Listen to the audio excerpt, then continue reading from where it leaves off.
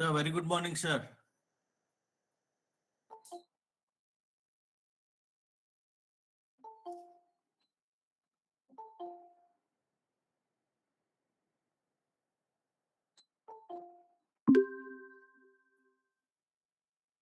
Good morning. Very good morning, sir. Very good morning. My mic was muted by you people.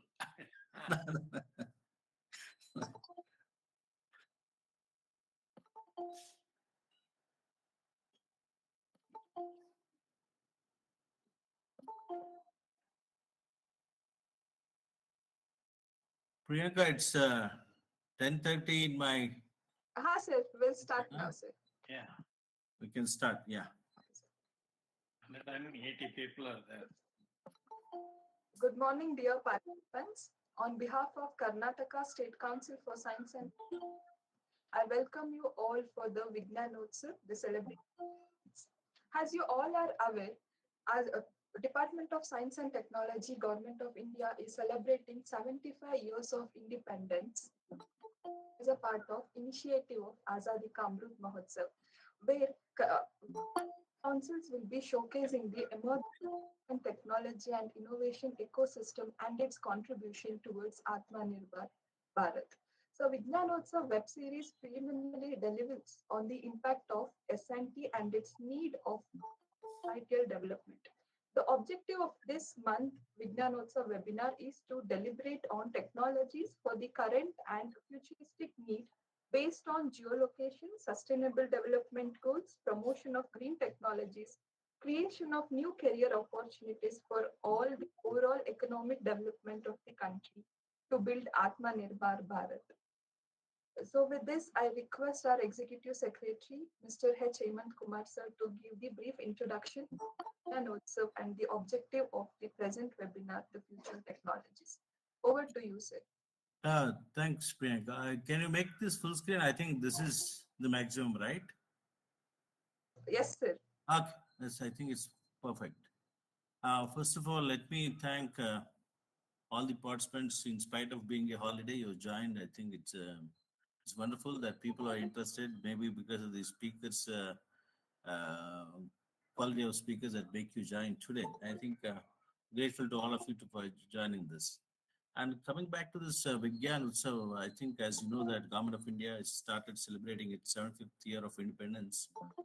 And DST cannot keep quiet and we cannot be mute spectators to the Atmanirbhar Bharat program that's Government of India is envisaging, wherein the purpose of the whole program is to build a self-reliant India, wherein we would like to state where do the science and technology and councils like us pitch ourselves in. So in that context, we had a brainstorming session last year, and we plan to have at least one webinar for each month, which will be organized by all the State S&T Councils, and wherein we try to bring a white paper on each of these webinar theme and the way forward for the councils, and not just for the councils, it's all the organizations in the state and the country working to have some sort of a way forward. What is that we need to do? Next slide, please. Anyway, before getting into that, I'd just like to make a few statements about my council. And as you know that we have a state council in each of the states, and fortunately for us, because of the Faculty of Indian Institute of Science, mostly it's Professor A.K. Reddy and Professor Satish Dhawan. Then they realized that the R&D outputs needs to reach people, and the way to reach people is to build a linkage with the state governments, wherein R&D institutions need some sort of facilitation. So that's how our council formed in 1975, and it's one of the few councils started in the country at that point of time. And I just wanted to inform you that our state's S&T Secretariat was not even formed that time. And we are fortunate to have this council much before the S&T Secretariat came into place in the state. And because of the council placed in Indian Institute of Science, it made a major difference compared to other state council in terms of taking science and technology out to people with the support of the state government. So in that way, I think a large number of technologies were developed by IIC in associate, I mean, KSCST associated in many of this program. And we're fortunate that these technologies were taken to the field. Basically, we did a lot of demonstration and dissemination, uh, sort of a prototype development of product services. And the kind of the structure we have in the council makes it possible to work with practically anyone, because we work with the state and central governments and also with the many NGOs. And since we work with large number of R&D institutions other than Institute of Science as well, this will put us much better way compared to the state council. Because generally you can see the pyramid now. uh, See, many of the councils were involved in S&T dissemination, population, science communication, things like that. But our council was mostly worked on support to governance in terms of uh, technologies, prototypes, and things like that. And we also, especially in the past decade, looking at much of innovation and startup and sort of a patenting. And this is where I think council made a difference. And the basic objective of the council, as you can see here, is take this S&T benefits the people. Next slide, please. Yeah. Next slide, Anjani. Yeah. Anjani? Yeah. Okay, these are some of the programs that, what happened? Sir, actually, a slide is delaying for 10 seconds, sir. No, it can't happen like that.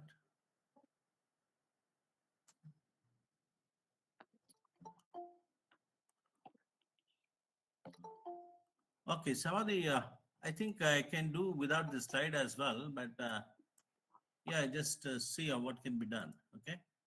Some of the major programs that we have in the council right now is, one of it is geospatial technologies, wherein we use GIS and remote sensing for decision making. I think here I need to mention our keynote speaker today, Professor DKS, because he was instrumental at the Government of India level to make this happen in the state as well as in other states as well. See, in the 30 years back, they thought about having a geospatial centers in each of the districts of the state, which is, I mean, much before what we could think right now. It was done 30 years back. And I think Professor DKS was largely responsible to make this happen. And now I think through this particular program, I think we've been able to provide geospatial action plan, which is rarely heard in the other states, wherein every line departments, wherein the spending department has to have an action plan in with the technology itself, and it's been made mandate from the last 3 years. This is the impact of using technology for still our time, and for which we're also grateful to Dr. Shalini Rajneesh, when she started using technology since 92, 93, when she was a chief executive officer at that time. And right now, we could see that it's percolated to all levels of the governance. And now we're also looking at data monetization through this program. A few of the programs under this heading comes also, we have the Karnataka Geo Portal, wherein we provide online uh, geospatial data information and services. Apart from that, we also do 3D laser scanning and digital heritage. We have other program wherein water, we look at the quality and quantity issues, and one of the major highlights is the rainwater harvesting. I think it's there from 2 decades now. What started as a simple program, now we have few patents there. Then also in the 2009, we had this rainwater harvesting policy, and from then on, we conducted large number of programs for plumbers, architects, and engineers, wherein trained people are available in all the 200 wards of the Bangalore. And so far, we've been able to put up around 1.75 lakhs houses having RWA system. And recently, I think we completed around 1.5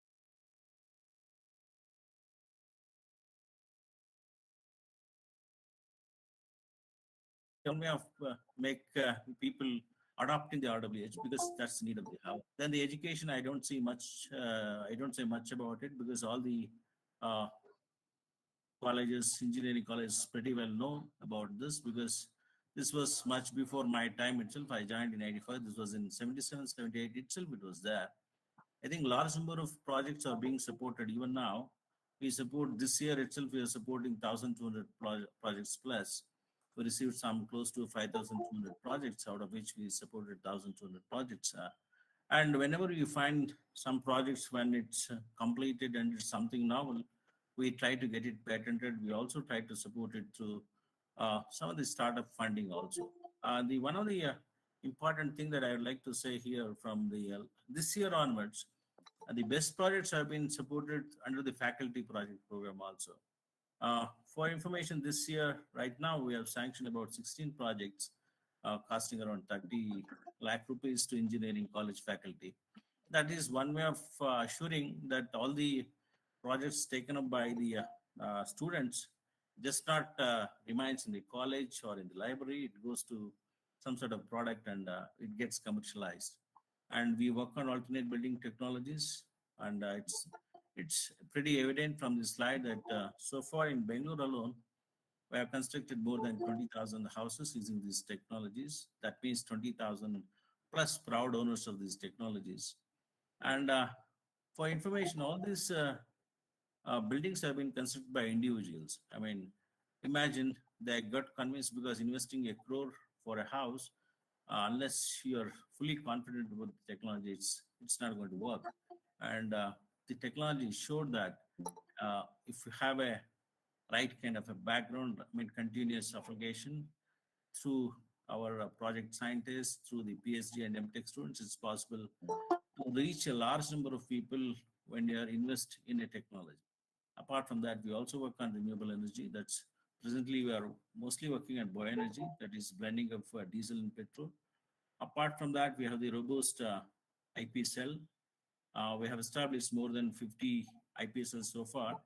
This year, our count in IP, that is the cells established by KSCST, has over 1,000 patents now, filed patents. And fortunately, what started as a small movement about a decade back, now it is in full steam. I don't expect anything less than 1,000 per year. And in the coming years, when we establish cells in every engineering colleges, I think it will cross easily 5,000 patents per year by our engineering college itself. Because one of the colleges in Bangalore, they filed close to 350 patents. I think it's a good thing. I think initially we'll do this, then we look at patents wherein how do you monetize the patent, how do you commercialize the patent, and we also trying to bring up a method wherein patents are not just a hand, I mean, it's not drawn. You need to make a patent which is workable. So that we are asking our people who are working here to do that. Apart from that, we have few more programs, that is Center of Excellence for Cybersecurity and Center of Excellence for Aerospace and Defense. Next slide, please. And coming back to the Vigyan Utsav, and as I mentioned before, when we started in September 2021, we had 12 themes. We completed so far 8. This is the 9th one. We started with the STI institutions at the state level. That is basically looks at the kind of STI institutions available here, both the central, state, and autonomous bodies and the institutions. I think we have done a good job by compiling the whole thing, and we also know where each of these institutions stand. Then we looked at the human resource development, the kind of human resource that we have in the state across sectors.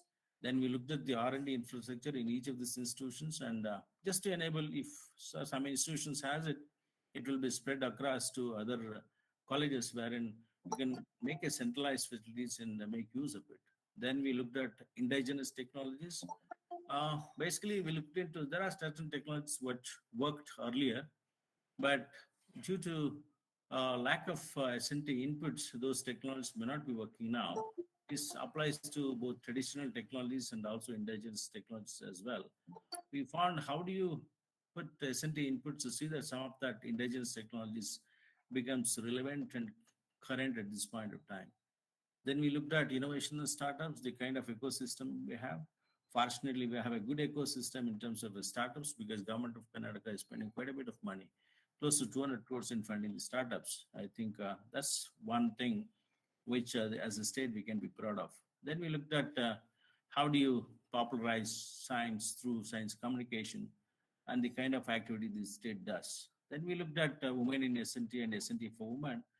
We invited women scientists across sectors to tell us what needs to be done so that more women participate in science. And also the benefit of science should go to women. That's one of the theme that we had. Then we looked at science and society. That's the last month one, wherein we looked at how science make an impact with the society. Because science doesn't connect to society, people get disillusioned, saying that what is there for us in it now. And we are very much uh, sure that unless we make an impact with the society and also with the government, we're not going to go much ahead. So in that also we're working, how do you take S&T outputs to society? The current thing is future technologies. I would say a few words about what is our interest here, because we deliver all the councils deliberated about 2 days back to check out the basically we need to define. See, when I say future technology, it means different things to different person. But at this point of time, we need to define what is that we wanted from future technologies. In the next slide, I will tell.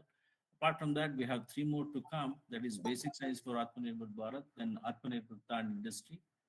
Then the last one in the August will be IPR, intellectual property rights. Next slide, please.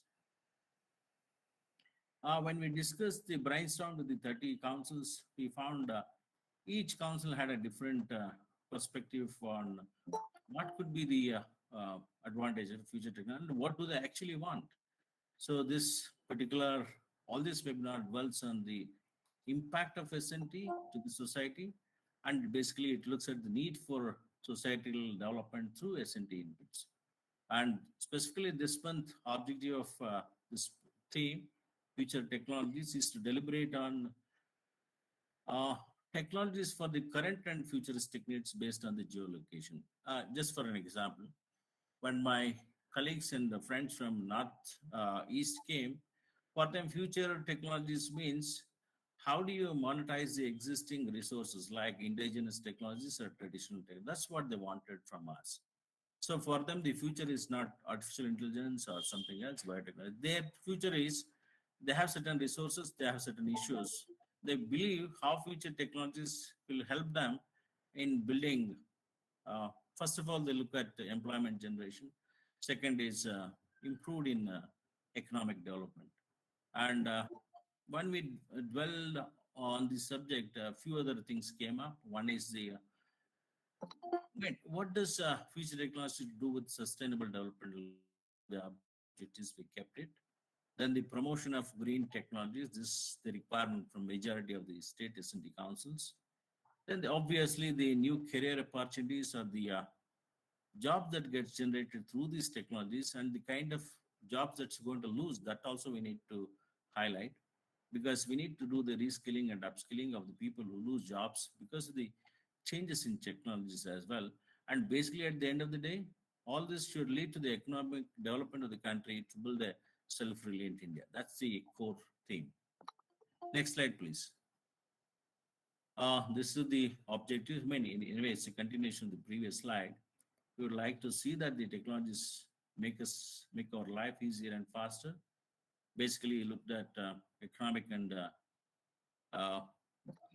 more jobs for people, and sustainable development practices. I think that's all from my side. And next slide, please. And we looked at, when we, all the 30 councils, when we looked at it, we found that there could be many areas we can debate, deliberate on the technologies. One of them could be electrical, electronics, telecommunication, medicine, information technology. This is endless. For all these topics, we can deliberate, debate, and find what could be the future, and we need to bring out a paper and an action plan and how the money has to be invested, because it's not only just talk, we need to have an action plan, and the action plan should be followed with the budgetary support. Otherwise, we're not going to do much with this. And that's it from my side, and thanks for all joining us. But now it's my honor to introduce our today's keynote speaker, Professor DKS. I think maybe all of you know that Professor DK is just a mentor for all of us since beginning when I joined. And not just mentor for us, it's for also DST Government of India, because many of the projects and program has a vision of DKS in it. And it's very difficult to introduce him because of his monumental achievements. But just like to bring out some of the highlights, he joined the council in 1967 as a faculty, and when he retired, he was the professor and dean in 2004. During this time, he was also a visiting faculty in the University of Manchester. Then he was also in Institute of Management. He was also served as visiting faculty in Asian Institute of Technology in the year 1987. Uh, to his credit, he has over 200 publications and 6 monographs. And he was advisor to both state and central government for more than 25 years. Some of them just would like to highlight. I think whatever that you saw in the digital works in the state government, it's you see the imprint of Professor DK's. He worked tirelessly for the computation of the government departments, and he worked with Jindal Vijayanagar Steels Limited, HMT, Mahiti Sindhu Program, Mysore Paper Mills, KSRTC, Jayadeva Institute of Cardiology, Central Silk Board, and so many universities and institutions. And most of the engineering colleges looked up to him for advice and mentoring. And to our credit, he was our secretary, former secretary of KSCST. He was also the additional secretary to the government of Karnataka during 81-82. He was also professor of computer science in IIT Bombay during 78-79. Held many important positions in ISA as well. He's also currently continuously advising many institutions. One of them is TCS. Then he's also advisor to Indian Bank, advisor to Mahiti Sindhu Program. I mean, many more. It's just endless, I think. And presently, his area of interest are applied systems, analytics, operating systems, databases, data mining and education technologies, distributed systems, optimization and transaction processing. And today we are honored to have Professor DKS with us. And over to you, sir. Thanks very much for coming. Thank you.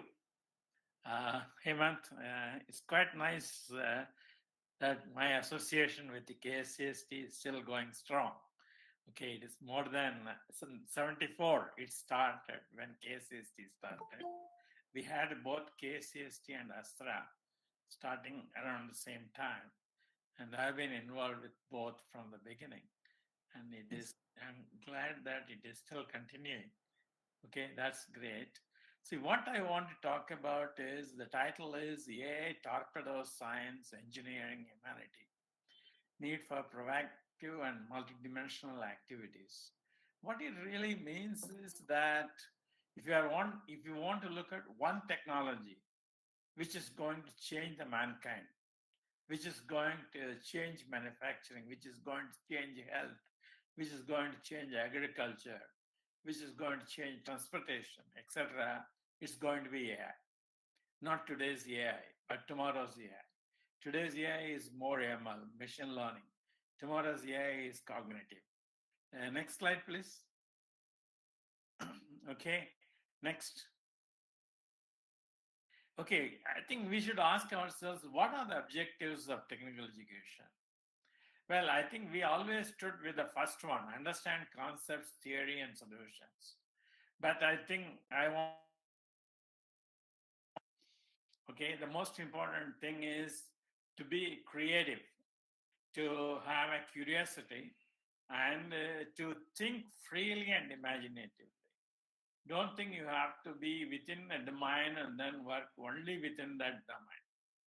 Work outside. Then to apply whatever you have learned and innovate. But that's crucial today. Without innovation, no business exists today. Okay, we don't want disruptions. To search and discover new problems. See, we had our focus on engineering for problem solving.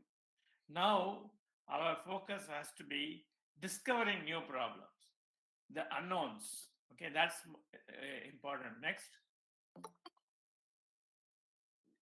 Okay, I would like to give you two quotes. The one quote is from Chandrasekharan, Chairman, Tata Science, and close friend of mine. He says that if you want, India has to harness, it has to come from a relationship between citizens, the people, and technology. It is not just technology alone which is going to help us. So that's why he calls it bridge. It's the Bridge Digital Nation is a book he has written with Rupa Purushottam. Next one. The surprising thing was a few days back, there was this Raisina dialogue. Okay, if some of you looked at the Raisina dialogue, and Dr. Jayashankar, our External Affairs Minister, did a wonderful talk. And the basic point he made, which is useful to all of us, is the fact that Atmanirbhar Bharat is not just manufacturing. It is also in your mindset. That's something very, very crucial for us to understand. Okay. The second thing he said was generate your ideas, don't borrow from others. We have been doing a lot of borrowing. Move away from borrowing, generate your own ideas. Look around, generate ideas. Next. I think we can skip this. You can read that from his book. Okay, why do we want these two things? This Atmanirbhar Bharat of mind and the bridge which he talks about. Because technologies are changing very fast. Okay, disruptions are many according to Professor Clayton Christensen of Harvard Business School. He passed away a couple of years back. And if you really look at, I have done an analysis, the absorption of technologies in India is very, very poor. If it takes 5 years for a technology to develop, it takes 15 years for the technology to be absorbed, 3 times that time. So which means it's not going to work for us. We have to think a new way of doing that. That's where we talk about this Atmanirbhar Bharat of mind, and then look at not technology, look at people. These are the 2 basic themes I have today. Next. So there are a number of new technologies which came in. Surprisingly, 2007, about 10 technologies came in. 2017, 5 technologies came in. Okay, so absorption by the system, by applications is very, very difficult. There are many things. The base was given by high-speed computing, the petaflops, petabytes machines, which are there today. Then you know that everything is OTT, no more TV. YouTube for news, entertainment, and education channels are gone. Then we have fuel cells, which is going to change, solar devices, which will change ourselves, thought, additive manufacturing, the 3D manufacturing, and smart things, up to smart utilities, to smart cities. Next one. So if I come to the computer science, it is big data and data engineering, data analytics to data engineering, which is a huge area. Then, as Jayashankar calls it, hard security. The security has to be integrated. Physical cannot be separate, cyber cannot be separate, AI cannot be separate. What we need is hard security. We will see a little later on that also. Safety, health, and then automated financial technologies, which is happening quite a bit today. Cryptocurrency, cloud computing, edge computing, etc. Next. Okay, what is happening with technologies?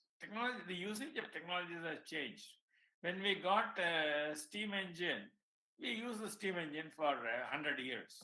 When we got electricity, we used electricity for 100 years. That's not happening today.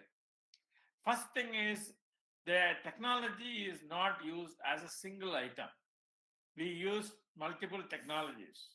A simple example is the driverless car. You think what kind of technologies are there in a driverless cars? Your mechanical systems, the electrical systems are there. There are, I think, hundreds of computers sitting in there. They control the automation.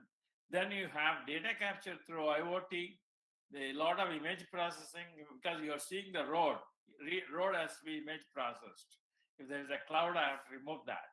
Okay, edge computing, because I have to do powerful computing at this end, in addition to the cloud. So you see that wireless communications, ML for actual movements, all these are combined with the AI, the whole bunch, that becomes your driverless car. So that's going to be very tough. Okay, that's where a lot of people are working. Google is working. Then we have, various others are working on that. Then the second aspect of technology is very high complexity. We deal with million nodes to billion nodes. We don't have small systems. Tomorrow, every house will be connected. Everybody will be connected, which means multiple billion people. As it is today, we have an agricultural data system, agricultural information system, which has many crores of users online. I'm not talking about the data is being kept there, okay? The third is classical. This is something which is very important for you. Classical divisions are dead. There is no such thing like electrical, mechanical, civil, etc. We have to look at multidisciplinary. That's going to be extremely important. Then what we need is not one skill set. I need some electrical engineering or I need some mechanical engineering. That is enough for survival is gone. I need multiple skill sets and I need digital knowledge and usage. Okay. So we need to change education. Then we will we are going away from deterministic systems. That's what we did. Now we would like to move towards randomness, uncertainty. This is what quantum computing is all about. The quantum systems are going to be another dominant technologies. Bio is another dominant technology. I'm not going to talk about it. I'm going to this because I don't think I have time for talking about all these things. Next one, next slide. Okay, so cross conversations and control are possible. You can have crowdsourcing. You can get a lot of people. You can link electricity, gas, firewood, coal, all energy sources. Okay, all travel systems you can link. You can have a ticket and travel by anything. Okay, so it looks important. And more than technology, it is architecture, which is important because it is complex. So I have to build it. Put various components, various technologies into it. So we are going to have an intelligence. We have been talking about cyber physical systems today. Cyber physical systems, I was talking about it for the past 10 years. Now I would like to talk about cyber intelligence systems. No more cyber physical systems. Self-repairing systems, self-adapting systems, self-controlling systems, self-growing systems. So cyber intelligence systems is what we are going to look at. The entire government will get automated. So what will happen to politicians? I don't know. Okay, so that's something you have to really see. Then understand systems will beat us in thinking, in brain power, not in muscle power. That's what happened before. And the key aspect, and which I would like to give a talk for a longer time, is humanizing technology. Next one. What do I mean by humanizing technology? Basically, in the olden days, people used to say doctors work with people and engineers work with machines. That's no more true. So you cannot, and even our science is basically materials and energy based. Okay, the waves and the light and optics and electricity, magnetism, etc., is primarily, again, materials based. So it is not human based. So there has to be, there is a few people are talking about it, not many. And basically the psychologists are talking about this. How do I humanize technology? As I said, this is a very big area.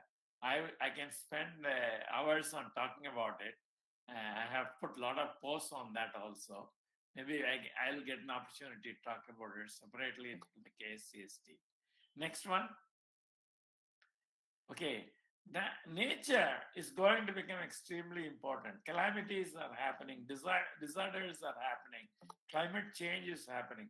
So please go for nature sensitivity in technology. Yeah, you don't know. See, today you say Ukraine is fighting, Russia is fighting with Ukraine. Tomorrow, you will say X is fighting with Y. The X can be a person, a corporation, a government, a country. Y can be, again, a person. It can be a country. It can be a couple of countries. It can be multiple corporations. So it's going to be warfare is going to be very different. Okay, and so that's why I said we need hard security. So security means your trouble, where it is coming from, you don't know. So you need a security. Data is going to be the prime mover. Somebody said data is the next oil. Okay, I don't want to use that word. Data is the next oil, but that's going like you had the steam engine which was running the things. Then the electrical motors came in. Now the prime mover is data.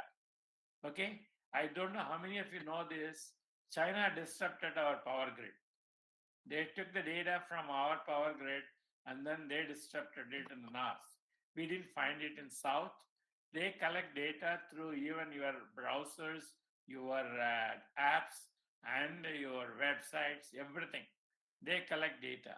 So this is something very, very crucial. Next.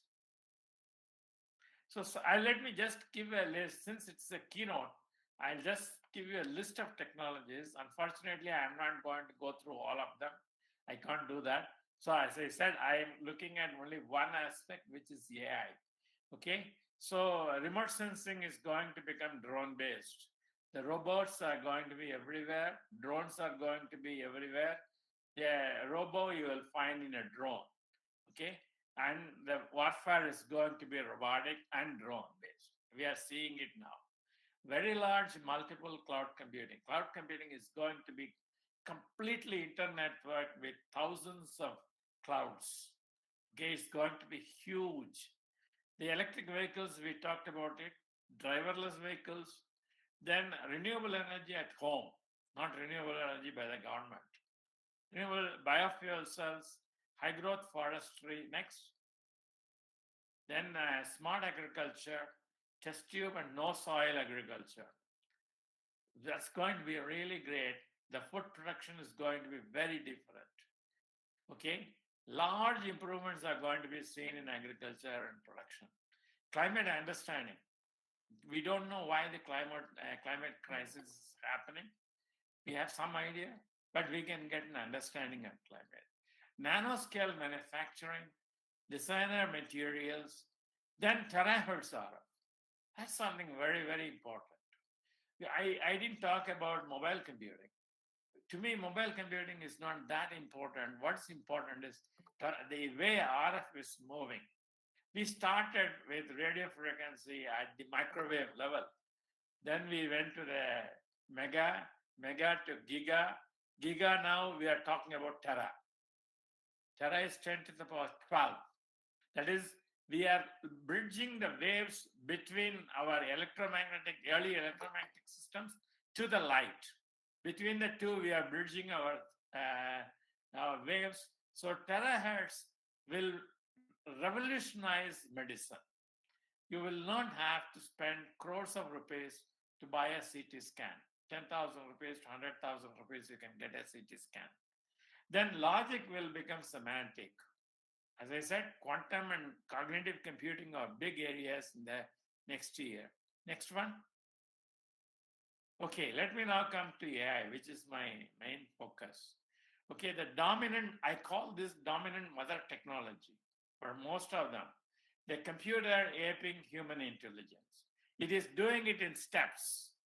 It is today, ML, it is aping our experience.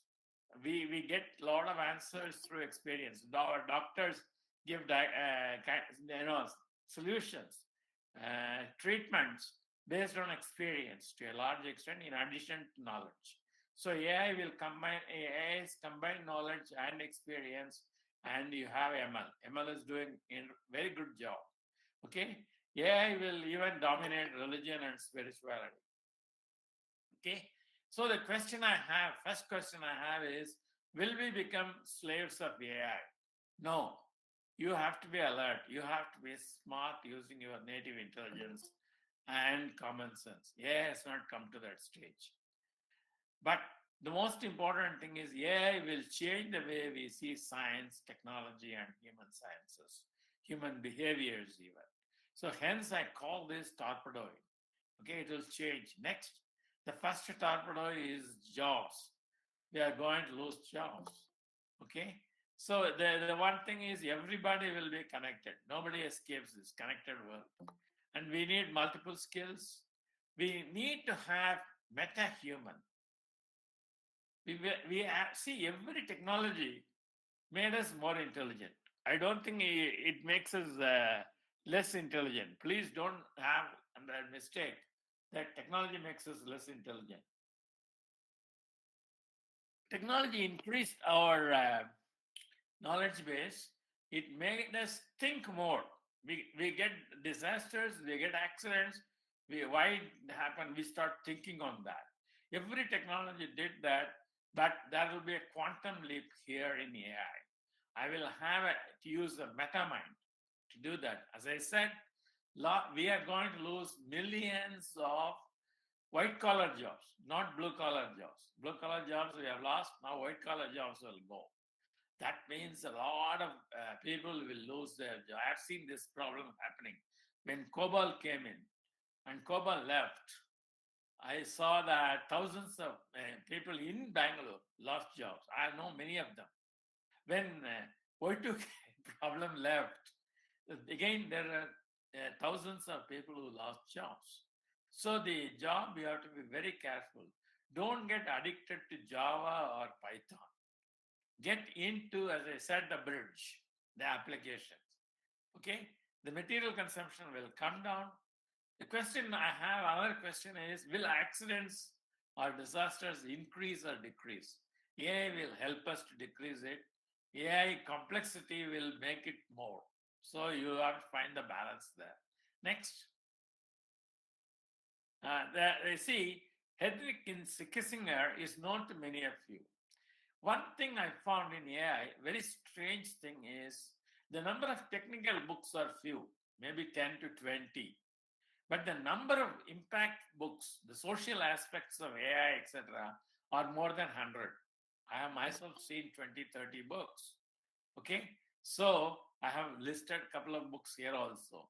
Okay, the book by Henry Kissinger and Schmidt and others, Age of AI and Our Human Future, they pose a few questions. What do AI do with respect to health, biology, space, quantum physics? They will change. Okay, what do AI enabled best friends look like? Will they be like children? Will they be like demons? Ask the question to yourself. What does the war look like? I already told you about the war. It's going to be very, very difficult. Does AI perceive aspects of reality as we perceive it? There is a lot of difference.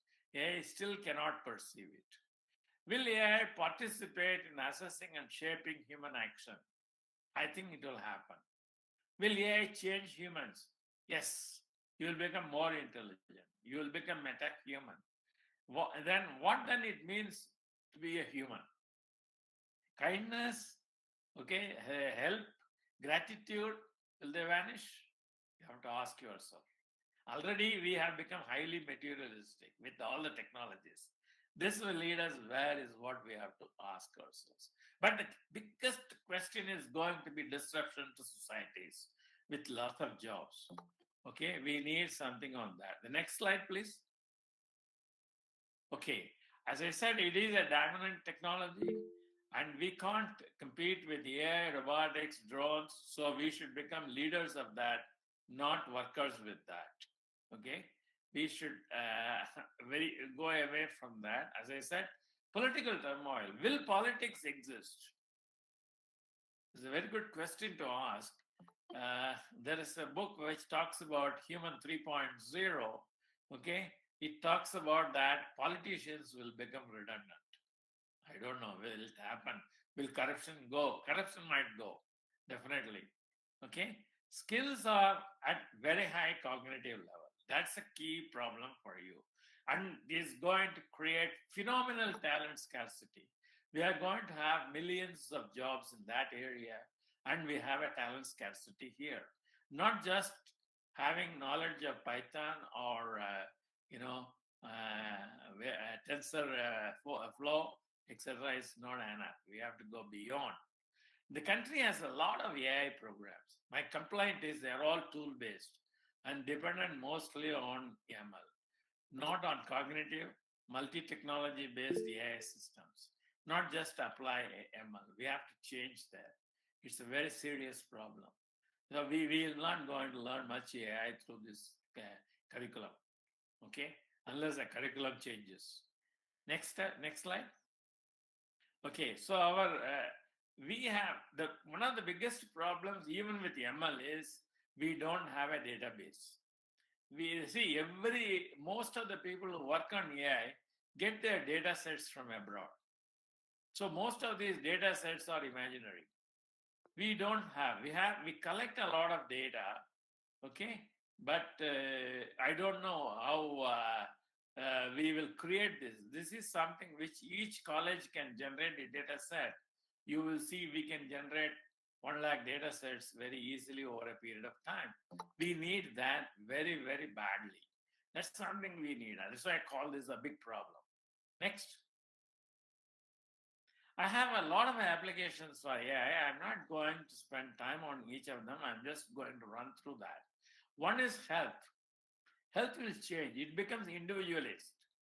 It is not going to be collective, uniform, universal medicine.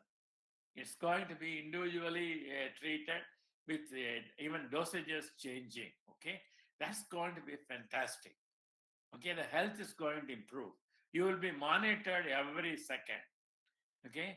And then cyborgs will become common, which means your body will have hundreds of implants. Small implants, sensors, processors, various kinds of things get into your body. Next. The second one is transportation. As I said about that, driverless car is one of the key things here, okay? And it is already happening. A lot of tests are going on now. Next. And this is something where India is going to be extremely benefited. Agriculture. Start with using your IoT for doing sensing, okay? So you can get a precision agriculture. Then you use the ML and AI to get smart agriculture. Then you can do even soilless agriculture. You can do large volume. Then you can go for marketing. AI will tell you who are all producing it and will your product sell. By the time you start the process, it will tell you your product may not sell, or this will be the cost at which it will sell. So agriculture is going to be a big thing, so that farmers will have at their fingertips a lot of information, a lot of data provided by AI and ML. Next. Next one. Digital twins will work with several areas. We will create a replica of the real world. You will have a real system functioning.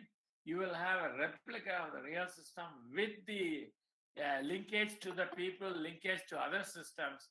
That's a digital twin of the real system. That's already happening. I can give you, in TCS, we have 20, 30 examples of that. I can give you several examples of it. It's going, for instance, take this corona pandemic. I think digital twins were used quite a lot in that to detect various kinds of things, to change policies, to find out how many days of isolation is required, what is the distance between people, etc. A lot of things are done through digital twins. Next. Defense. I told you it's going to change. Okay, we are way behind. We are still talking about missiles. When you see drones are working everywhere. We don't change technologies. We still stay with the old technologies. Okay, same thing is true with the Russians because we borrowed technologies from them. We are also in the same boat. Okay, we need change there. Okay, next. Financial technologies, I told you, is going to be totally changed by AI. Okay, the processing time will reduce by 1,000 to 10,000 times, which means within a few minutes you will get answers. Okay, and the manual processing will go. We have the robotic process automation already, which is doing this job. Next one. Education is going already changing. You know, the e-learning is happening, but even teaching will happen, change. You don't have teachers to teach. You will have AI to teach you. Okay, AI will correct you. So it's going to become individualized. We will use VR and AR a lot. With digital twins, it's going to change your simulation ideas a lot. Next, social sciences is I want to quote you the last statement there. The AI digital platform, big data, as the data it collects in a day exceeds all the data generated by social scientists in the past 200 years, by all social scientists. So that is the capability. So social sciences will drastically change. Okay, and we have to move with that. That's something which is very important. Next, gaming. I think most of you know about gaming. Gaming is a good thing for education. Next one, games. You know, AI started with the ambition to beat the champions on chess, and it has done that. The IBM Blue defeated the chess champion Kasparov. Similarly, AlphaGo, 2 champions AI defeated. There is an AlphaGo 0, which does not need experience. Without experience, it defeated champions. Okay, AlphaGo is a game which is a very famous game. Next,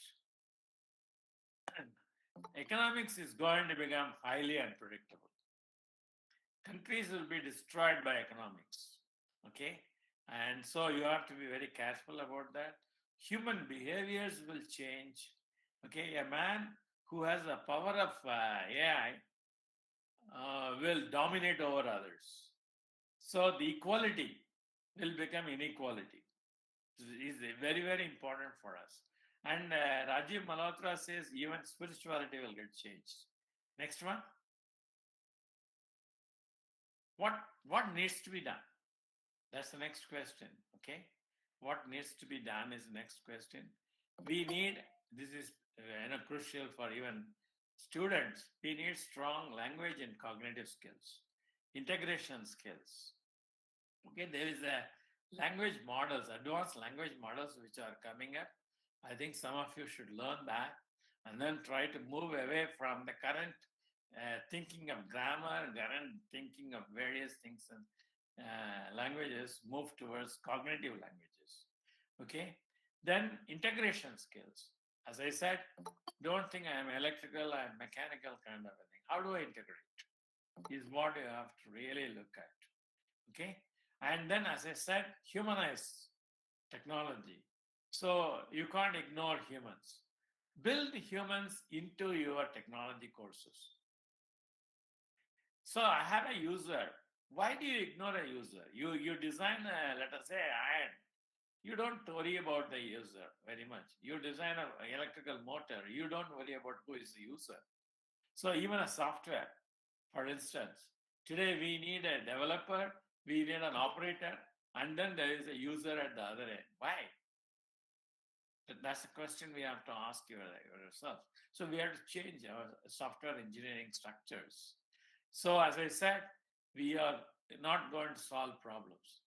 We are going to become discoverers, like the early philosophers who did not know whether the earth is moving around the sun is moving around the earth.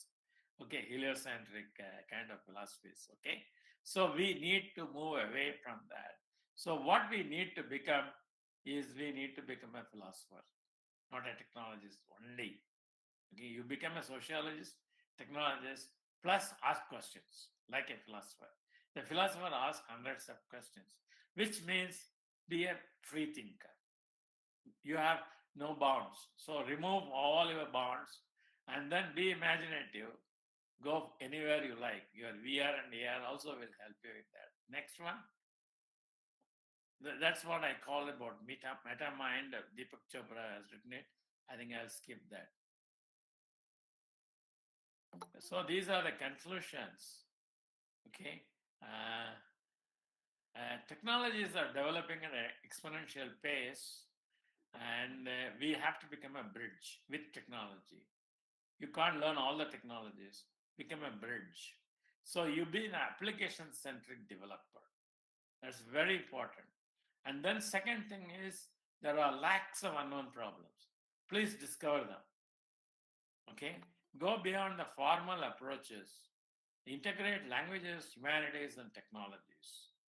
Be abreast, build solution bridges. Use multiple disciplines, logic, IoT, statistics, computing, big data, grammar, etc. to solve unknowns. Go for big bang solutions. See, up till now, almost every solution is incremental. Occasionally, we get a big bang solution. You got your steam engine, steam power. Then we got famous our electricity. Then we got our electronics. Then we got computers, etc. The number of Big Bang solutions are very few. Quantum machines definitely is another Big Bang solution, which is coming. Look for Big Bang solutions. Don't look for that. Is you don't get Big Bang solutions. What Einstein says is use imagination. Don't use just your equations. Don't use your theory. Solutions don't come from theory. Theory is a frog in the well. You learn how the well is working, but you don't know what is outside the well. You remember the whole world is outside the well. Okay? So this is the thing. And don't get perturbed. Opportunities and potentials are phenomenal. Everyone will have a lot of things to be done. So don't be afraid. Don't look at the past. We need to do this. Otherwise, our country itself will become a slave. Instead of taking the country forward, we will take it backward. As it is, the way I think China is moving in AI, the US is moving in AI, we are not in that direction. We are not in that league, I should say. We are doing it, no doubt about it, but we are still way behind. So we should not become slaves. And it's possible to use even our Indian philosophies to do this job. Our darshanas tell us various ways. For instance, our logic was a semantic logic. And binary logic and present-day logic, as known in the West, is primitive compared to this logic. So we need to address that. So thanks for listening to me. Now there are a few questions, I think. How do I take care of it, Hemant? I think there are many questions, but there is one question which I feel that Mr. Sriram has written. That is, he would like to know. I think you already spoken about it. So that's about how AI actually dominates our lives. That's a known thing. But you said about the feelings and the consciousness. But he just wants to know how the world will bridge the gap. And the world will be divided into three groups. Simply, the group one is the leader. There are people in group one who will be the leaders, who will be the dominant. It is not necessarily countries. I said three groups. Remember the term, not countries. Countries are gone. Okay? So there are three groups here, and one group is the leader group. Okay? They will lead, they will control, they will be dominant, they will be powerful. The second group is also a group which will follow it close by. My feeling is India will get into that kind of a slot. The third group is the slaves. So we need to decide which group we want to get into. My feeling is if we are business as usual, we will be in the third group. I'm sorry to make that statement. It is not pessimistic. We have to become proactive. We have to attack on that. So that's the key problem we have got. It is not impossible. It is possible. It is in our hands. We can do it. That's Yes, the sir. confidence I have. Thank you very much, sir. I think at least I thought that we are in the second group, not in the third group. No. We will get into the second group. Get to the second group at least. One thing is, what I heard from you and what I think that when things are going to change and change rapidly through AI, but only thing, stay with it and stay relevant. And probably that's the message. Correct. If I don't change my skilling, upskilling, reskilling, and all that, I may not be relevant at all. I think all of us technologists have to continue. I'm saying the country will not become relevant. Yes. Not even individuals. Sure, sir. Individuals becoming irrelevant is happening because of our idiosyncrasies. The whole country will become a slave. That's my worry. Sure. AI is very dominant. It is a binary solution, 0 or 1. You are either the leader or you are the out.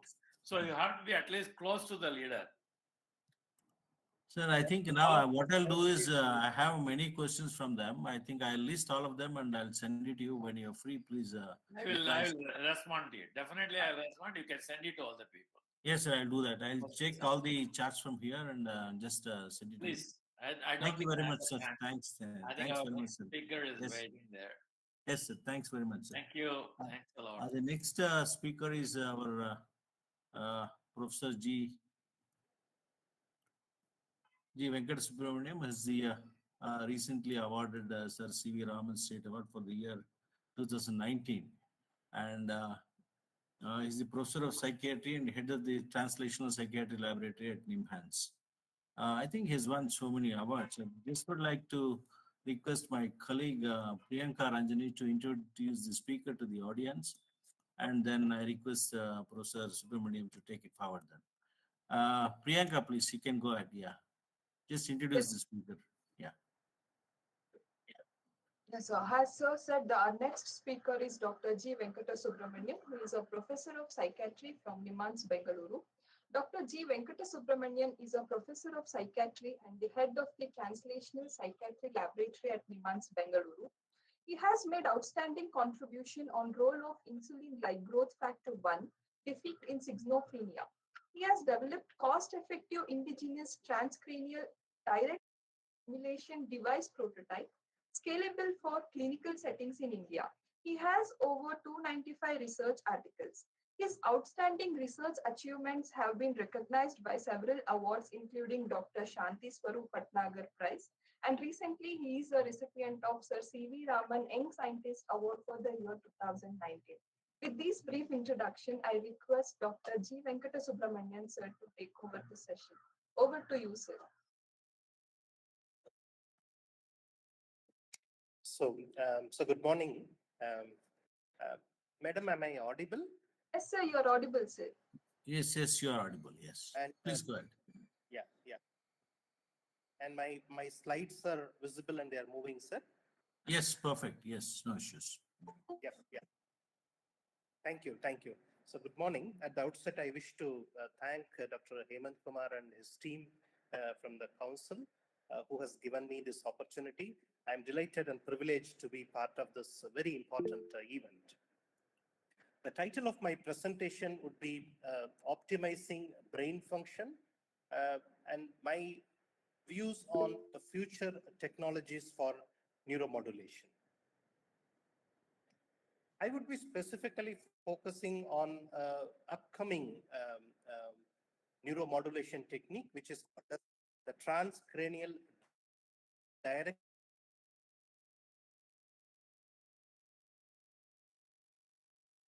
current stimulation, not only in the scientific literature, but also in the popular media. Transcranial direct current stimulation, which is also called as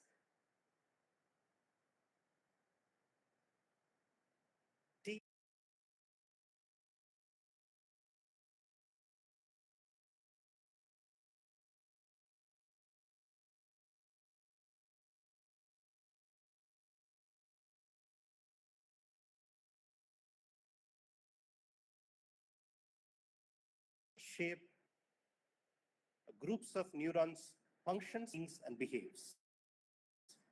To introduce, TDCS is a non-invasive, safe technique that involves application of low-intensity direct current, that is in the range of 1 to 2 milliamperes, using bioconducting electrodes that are placed on the scalp. The next slide will give us some more clarity on this technique.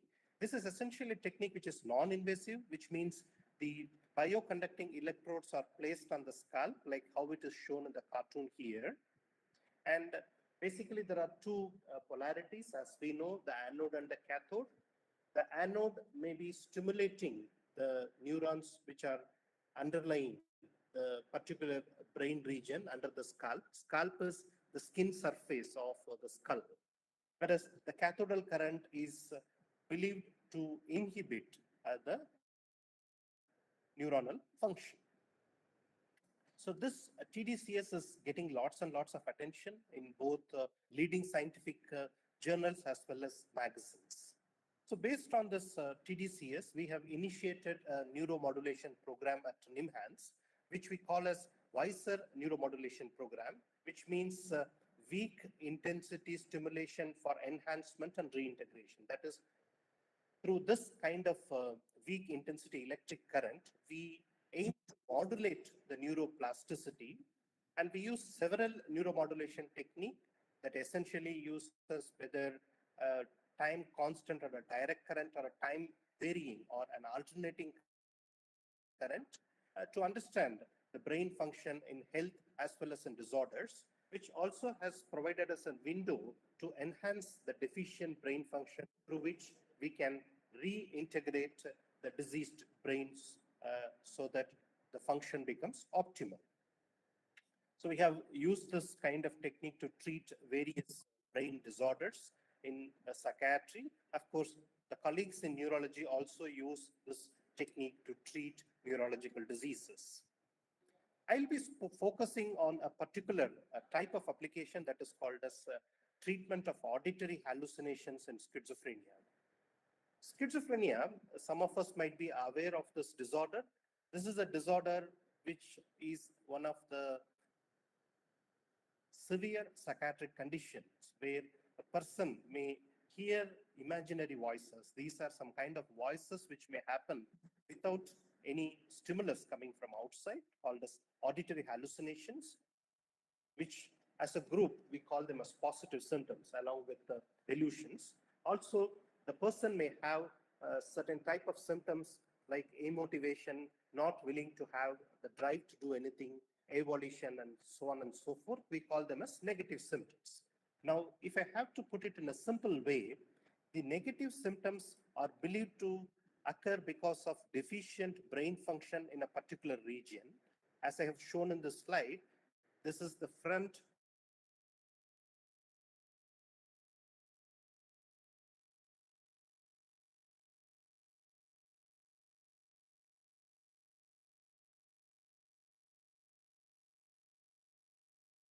aberrant hyperactivation of the posterior, maybe cutaneous activity in this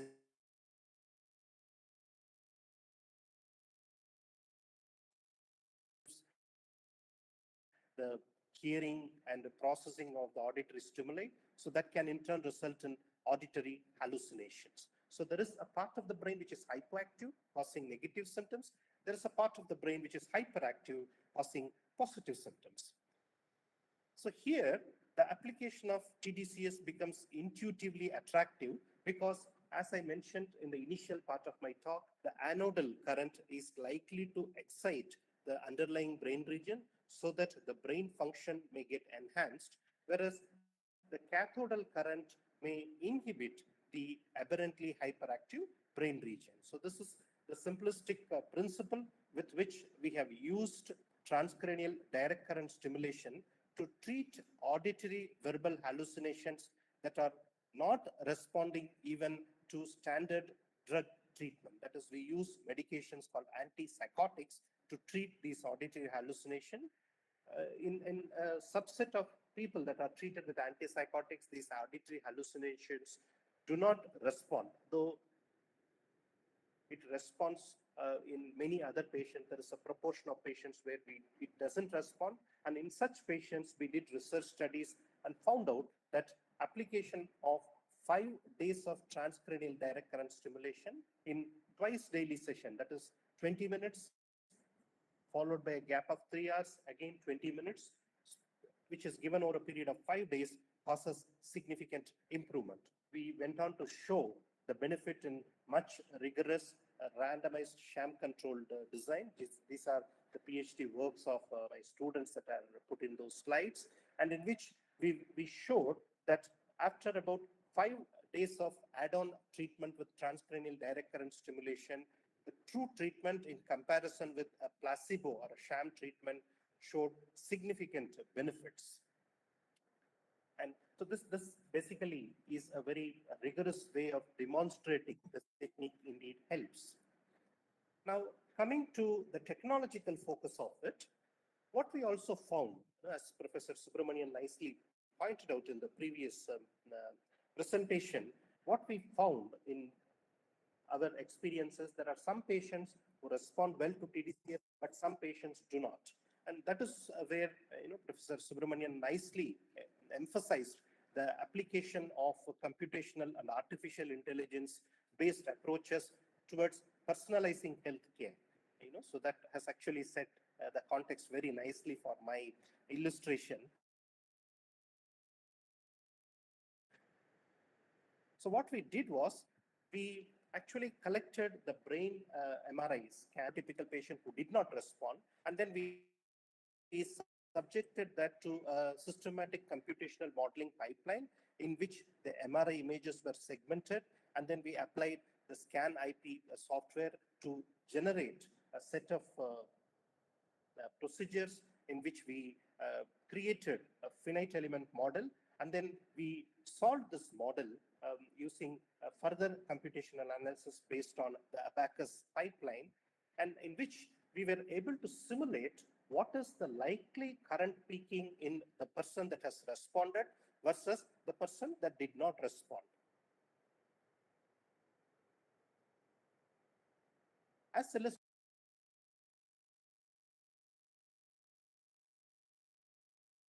in the slide, current hyperactive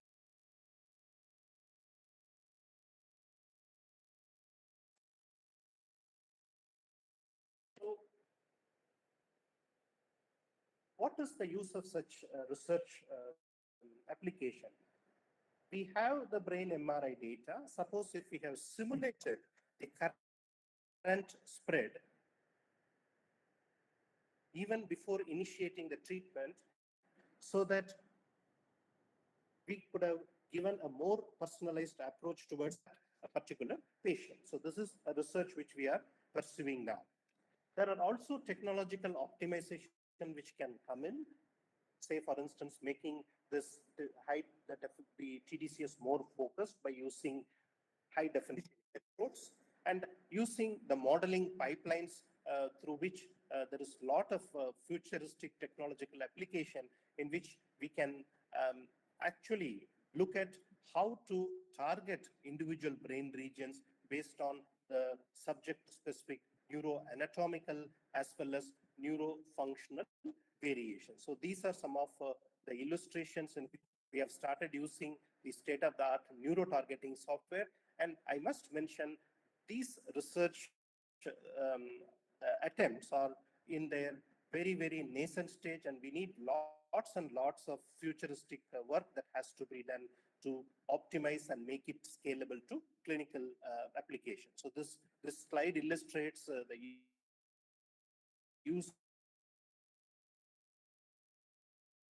of high definition TDCS, which is a preliminary finding whereas we also find that inter-individual variability is a major challenge, and that is when we need to use technologies, that is using the magnetic resonance imaging, through which we can apply what is called as a spatial neuro navigation, which may help us to deliver such neuromodulation technique more precisely, as well as we can use neuro targeting based approaches to make the current gets more focalized. So these are some of the futuristic application that can be examined.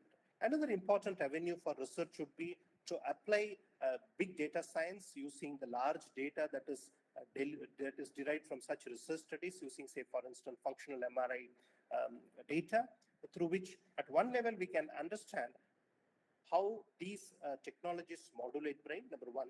Number two, by using some of the predictive algorithm, we might even be able to have some kind of predictive biomarkers to understand who is likely to benefit with treatments like TDCS.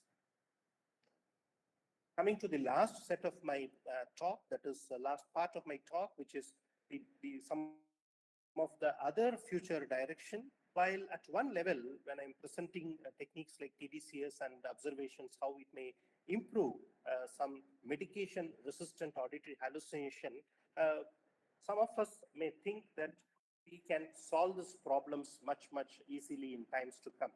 So here is where I will concur with Professor Subramanian's view that the challenges are going to be manifold, and we have to be proactive in discovering the problems and trying to see how we can come out with solutions that are futuristic, which is very much in alignment with this famous statement: if the brain were so simple we could understand it, we would be so simple we couldn't. So what we have to do is looking at a much inclusive data collection, which essentially will lead us to the field of large data. And that is where we need lots and lots of multidisciplinary collaboration that can help us to understand and develop the model of such neuromodulation technique, both from hardware as well as the software perspective, as well as in terms of the algorithm aspects, and very importantly, have the human element interwoven at all these stages so that we can become much more predictive in terms of how these technologies work and how these can benefit the healthcare delivery system. Very importantly, the TDCS is perhaps the only neuromodulation technique that is portable, which is cost effective, which also means there is a tremendous potential for home-based application, especially because of its safety. So there is a lot of work that needs to be done in terms of developing protocols through which these neuromodulation techniques, after initial training at the hospitals, can be given to the patient so that this can be applied at home. And here we need a big support from the technology. So with this, I will stop. In this talk, I wanted to illustrate a safe, portable, and economical, simple neuromodulation technique, that is TDCS, and then illustrated some of the technological interfaces which has given futuristic avenues that needs lots and lots of compelling work. And this is where we look forward towards multidisciplinary collaboration, and in which we can actually use advanced application and improve the health. Yeah, thank you very much, Professor Subramanian. I think the school at IISc that's going to be set up will have a multi-specialty hospital, wherein, as you said, it's a integral part of research, wherein experts from different domains come together and do the research activity. And yours is an outstanding research work from your group, and we are very happy to have you today and listen to you for this time, and hope that this research also further help the country and also the S&T Council to move forward in the health sector. Thank you very much. Thank you very much. And our next speaker today is Professor Ravi Manchita, is an associate professor in GNC ASR. Thank you, sir. GNC ASR, and he is a Welcome Trust DBT India Alliance Immediate Fellow. And I would like my colleague, Ms. Priyanka, to introduce the next speaker, and then over to Dr. Ravi Manchita, please. Our next speaker is Professor Ravi Manchita. Professor Ravi Manchita joined Jawaharlal Nehru Center for Advanced Scientific Research which is popularly known as JNCASR Bengaluru, as a faculty fellow and is currently working as an associate professor in the molecular biology and genetics unit. He is also an adjunct faculty in the neuroscience unit. Research from Professor Ravi Manchita's laboratory has had an impact both in basic and applied sciences in the field of cell biology, particularly autophagy. He has published more than 32 research articles. He is a joint recipient of CBRI Award 2020 and S. Ramachandran National Bioscience Award for Career Development. And he is also a recipient of prestigious awards for C.V. Raman Young Scientist in the year 2019. With this, I request Ravi Manchita sir to take over the session. Over to you, sir. Sir, you are on mute.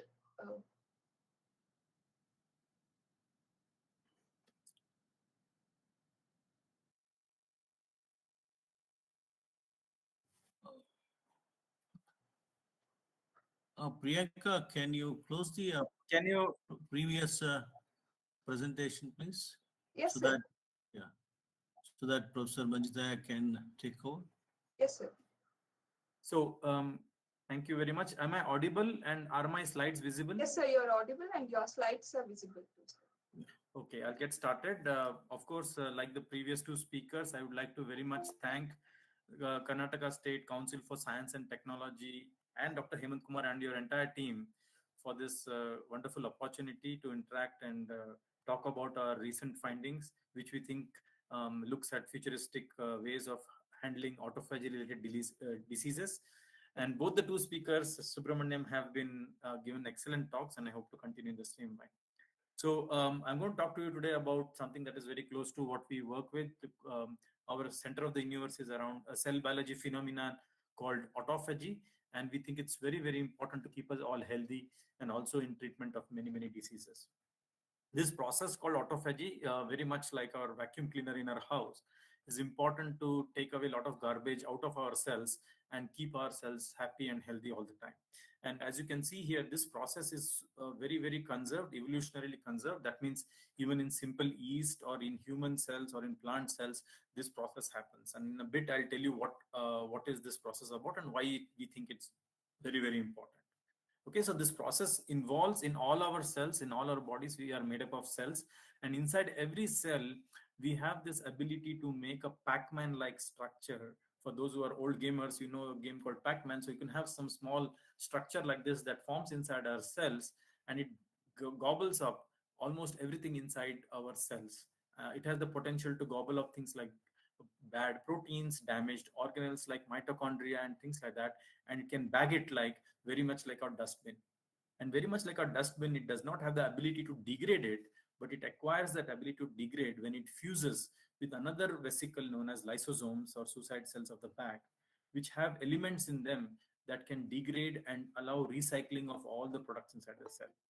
So not only it removes waste and unwanted things from our cells, but it also produces energy and other forms of things that cells can use to survive, especially during starvation. This process is so good and efficient that when external source of food is not available, cells almost heavily depend on this process called autophagy, which is a Greek word for self-eating. Autos and phagos means eating, self-eating. And this self-eating therefore becomes very critical to keep our house clean. And a simple process like this has far-reaching implications in our health and disease. So this is just a movie to show how this process happens inside our cells. So inside our cells, you can see there could be many, many things, proteins, mitochondria, peroxisome, that are organelles, which can be gobbled up by this membrane vesicle, which we call as an autophagosomes. These autophagosome-like vesicles come around and grab all the constituents in the cell as much as they can or whatever they want to. And then once they have completed this process of bagging them, then they move towards the degradative compartment called the lysosomes, or in vacuolin yeast. And once we fuse with them, then these, whatever has been captured, get totally degraded. That's why the trash is removed and recycled products are recycled back into cytoplasm for energy. And this process has far-reaching implications, and the Nobel Prize in 2016 was awarded for identifying mechanisms of autophagy function to Professor Yoshinori Oshumi from Japan. Okay, and this process is so fundamental that it affects many, many things inside the cells. In particular, today I'll talk a little bit about neurodegenerative diseases and infections and how next generation of medicines may come from studying autophagy. Okay, so autophagy is very important to keep ourselves healthy, and there are papers very nice showing that if you have a very good healthy life and you avoid all kinds of junk material and keep yourselves healthy by doing exercise, all of that influences at the cellular level autophagy, which can keep our body and mind healthy. Okay, so in some sense, autophagy, a physical process like exercise, can also trigger autophagy to keep us ourselves. So autophagy can be maintained and kept very well by controlling what we eat. Also, we are going to talk today about some molecules that we identified in the lab called autophagy inducers and how they can be. You can have genetic approaches where you can correct nowadays with CRISPR-Cas technologies if there are any mistakes in the process of autophagy. And as I told you, a healthy life with exercise and careful eating can also contribute to maintaining healthy levels of autophagy, which is beneficial. Okay, and autophagy almost influences everything inside our body. As you can see here, a whole list. I do not have time to talk about all of it, but this is what massive influence of autophagy can be. So studying a simple process at a cellular level can have far-reaching consequences in an organism's health and age. Okay, so this is the process which I had drawn in a cartoon before. This is a membrane that comes around and starts grabbing things inside our cytoplasm, goes to completion, and then fuses with the lysosomes for degradation and recycling our products.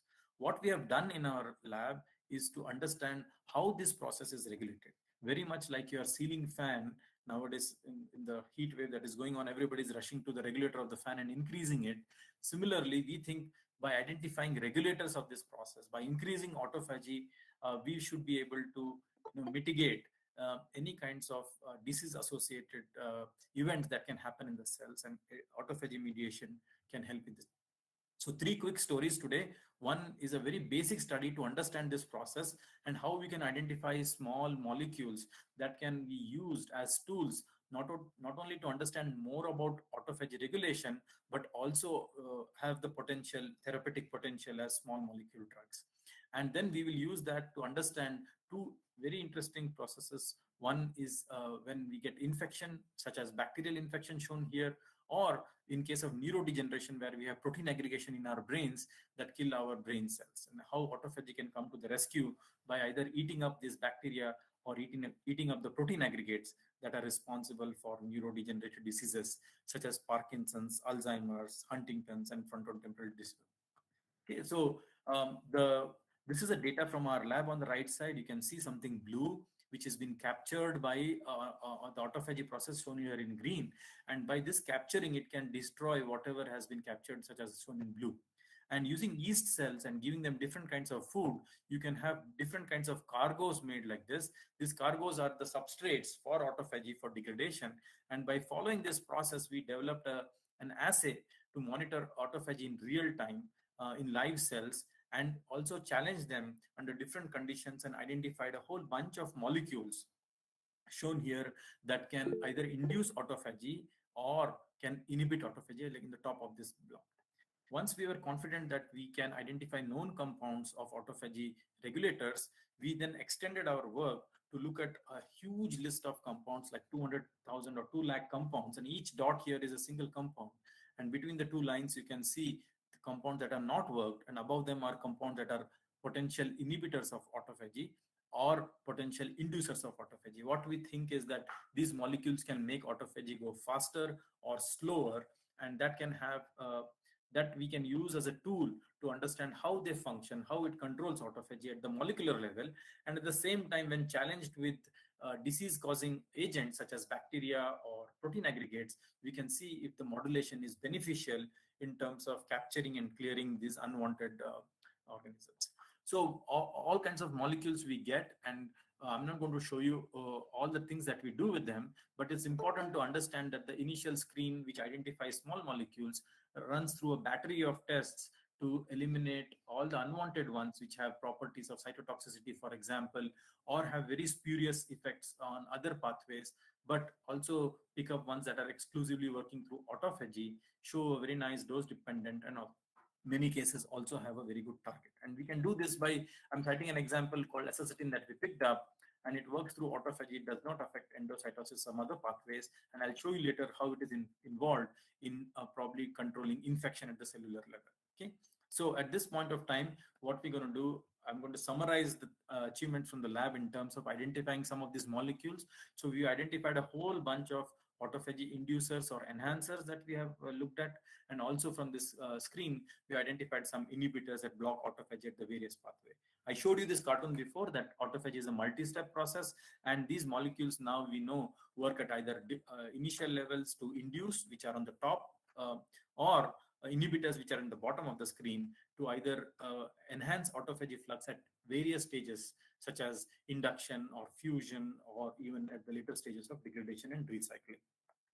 So once we have these molecules and we characterize them as to how they act, you can see that they have become, some of them have become famous now. So many companies now are selling this some of these compounds as autophagy inhibitor and things like that. And this has been identified through our lab. And I'm going to talk to you about how these molecules can help us understand diseases such as neurodegeneration. Okay, so neurodegeneration, one of the causative reasons can be damaged mitochondria or also protein aggregates. And protein aggregates, in some sense, are toxic to the cells, and over a large period of time, these toxic protein aggregates can start killing our cells, especially the brain cells, one by one, until such point that many of the brain functions are lost. And this property of protein aggregates to kill cells is not exclusively only to brain cells. If you express this protein aggregates even in humble yeast cells, even the yeast cells will show such protein clumps as shown here, and those yeast cells will also die. And so by applying this property of protein aggregation and invoking autophagy using small molecules, we can identify small molecules that can induce autophagy in yeast cells such that they do not die of protein aggregation. Once having identified autophagy specific molecules in yeast, we can then move them to mammalian cells and ask, because autophagy is a conserved process, evolutionarily conserved process, will it work in mammalian cells as well? And once having looked at this, we can also see if any of the molecules work in human cells, that they also work in a preclinical mouse model of neurodegeneration. So from cells to complex cells to a preclinical mouse model of neurodegeneration, one can take this. We have learned a lot in terms of understanding how some of these molecules work, which I'm not going to get into the molecular details and signaling pathways, but because today's talk is about futuristic technologies, we are trying to make a point here that autophagy-based therapies could be the future in treating many, many diseases, including neurodegeneration.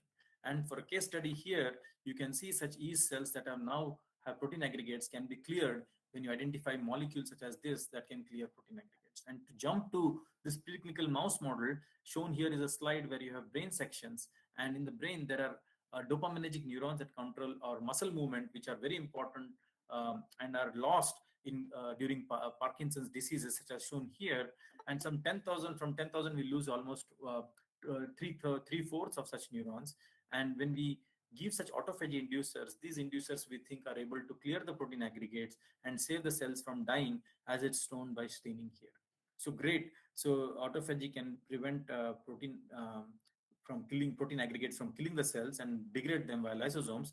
But how are the mice doing? And shown here is data where we think normal cells, normal mice, for example, are very curious. Okay, so if you put them in a box, they're able to run around and curiously explore the surroundings very well. Parkinsonian mice, for instance, are unable to do that because of various issues with including motor coordination. But these mice, when they receive the compound which can induce autophagy, we can see that they do a good amount of job which is comparable to that of the wild type as well. Mice are also very dexterous animals. If you put them on a rotating surface, they would not fall very easily. They just balance themselves. And we see that these mice which are able to balance themselves lose that kind of motor coordination activity when they're Parkinson in nature, as shown by this red bar. These mice, if they have received the compound before and during the treatment of Parkinsonism, they respond very well in terms of their balancing ability and their curious ability, as shown here, suggesting that the induction of autophagy in these mice not only helps in not losing the neuronal cells that are susceptible for during Parkinsonism, but the mice are also perform very well in terms of behavior assays such as balance and exploratory behavior. This all sounds good, but we also wanted to know what will happen if we wait long enough such that you have a very severe form of Parkinsonism where most of the neuronal cells associated with motor coordination are killed. If we now give autophagy in that condition, what would happen? Generally, I would ask the audience in this question like this, but given the constraints, I'll just tell you in hindsight, if you don't have cells, autophagy is an intracellular process. So when you don't have cells, it's unlikely that autophagy will happen. And that's what we see. The compound actually fails when you have a very, very advanced level of Parkinsonism when most of the cells have died. So this is a futuristic approach only to save cells that are there in your brain. But perhaps if there is a tremendous amount of cell loss, then autophagy inducers may not be very effective. So that's our lesson that we need to learn. Nevertheless, there are hardly any treatment modalities for neurodegenerative diseases at the moment. And there are many, many companies now world over trying to use or develop autophagy modulators as a way to treat neurodegenerative disorders such as Alzheimer's, Parkinson's, and Huntington's. Okay, so the take-home message is that there are aggregates in our cells, and these aggregates get captured by autophagosomes, which is the autophagy vesicles, but they need to fuse with lysosomes, which are the degradatory compartment, and autophagosomes go and fuse with lysosomes. And this is the way cell tries to clear them. But when there are too many aggregates, you need to have an autophagy inducer that can now stimulate autophagosomes to go and fuse more and more with the lysosomal machinery. And by doing this, we are encouraging autophagosomes to go and fuse with lysosomes. And this fusion then clears the aggregates, allowing cells to be protected and not dead.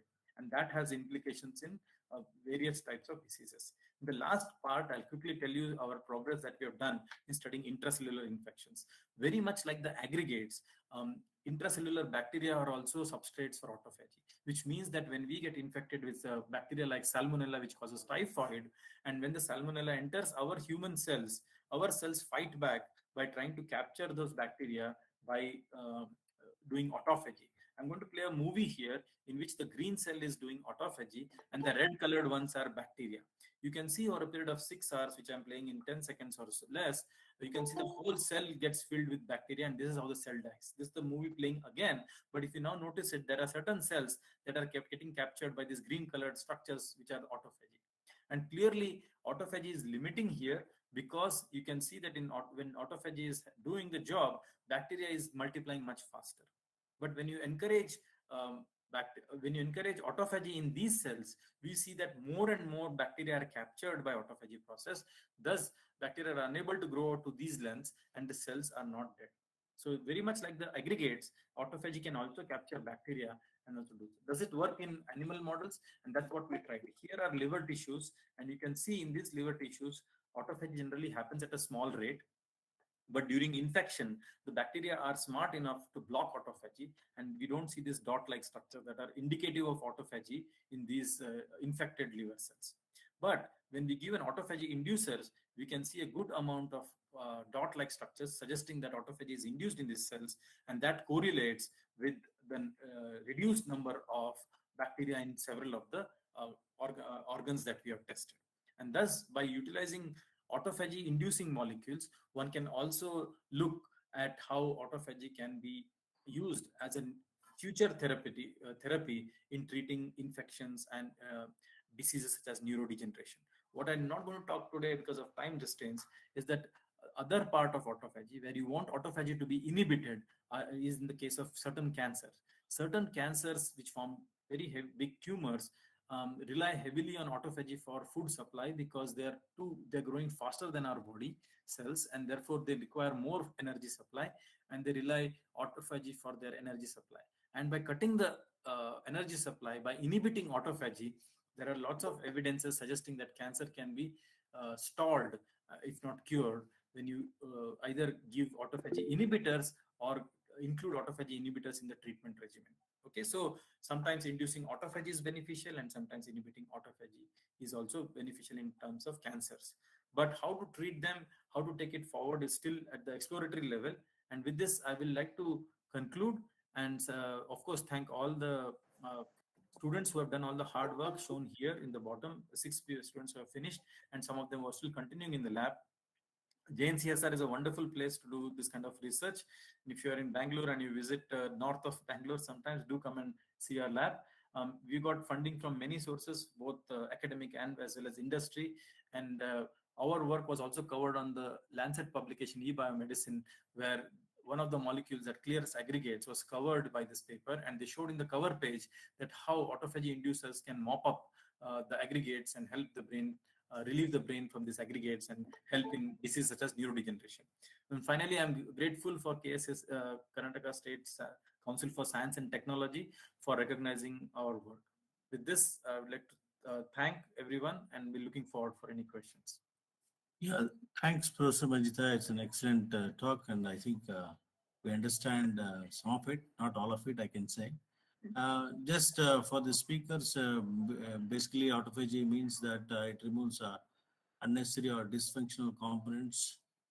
That's what autophagy means. And I mean, some of the questions I saw in the chat box, one of them asking, what is the relationship between autophagy and fasting? Could you say something about it? Yes, yes. So we know that when we starve the cells or the organisms in all kinds of model systems, we know autophagy gets induced. That's true in some studies people have shown for humans as well. So fasting, for example, would induce autophagy in many cells and tissues. But interestingly, autophagy does not respond same to every tissue. Some brain cells may not respond as much as your muscle cells, but intermittent fasting now has been shown as a very nice way of extending lifespan in many, many organisms. So something that we have been doing for a long period of time where we fast may certainly have beneficial effects, and autophagy may have a thing or two to do with it. My wife, being a doctor, she asked me to go for intermittent fasting. So that's why this talk also, I mean, quite a revelation for me. And thanks for being here and telling your work to all of us. Nice having you, Professor. Thank you. My pleasure. Yeah. I think what I'll do is there are some questions from the chat box. I will post you. So once when you're free, please, I can reply to them. Most happy to do that. Thank you once again for having me. Yeah, thanks very much. Yeah. Now the next speaker is Dr. Uday Shankar Purani. Probably. Sir, I think he could join in another 5 minutes. He said he will be joining by 12:10. It's already 12:10, right? Is joined now? Oh, no. I just give him a call, sir. Okay, otherwise Dr. Suresh is available, so we can go to him and come 1 back. second. Is Dr. Suresh available? Sir, I just check, sir. 2 minutes.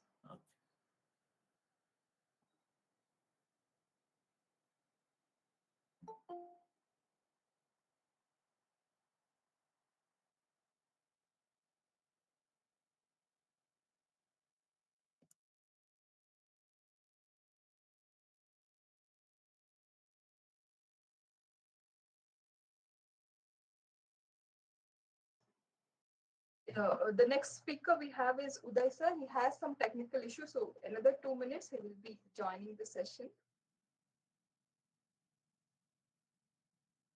So as we informed in the chat box, the certificate will be provided for all the participants. So the link will be shared in the end of the session. So don't forget to fill your form.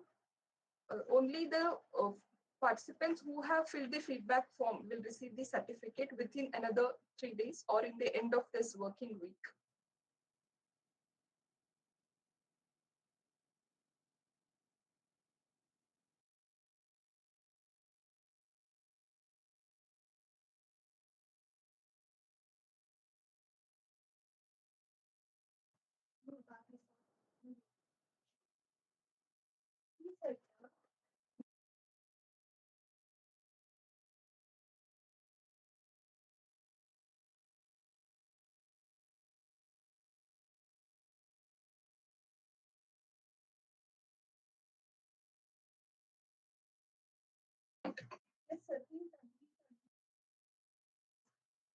So for good afternoon, sir. So for the Priyanka.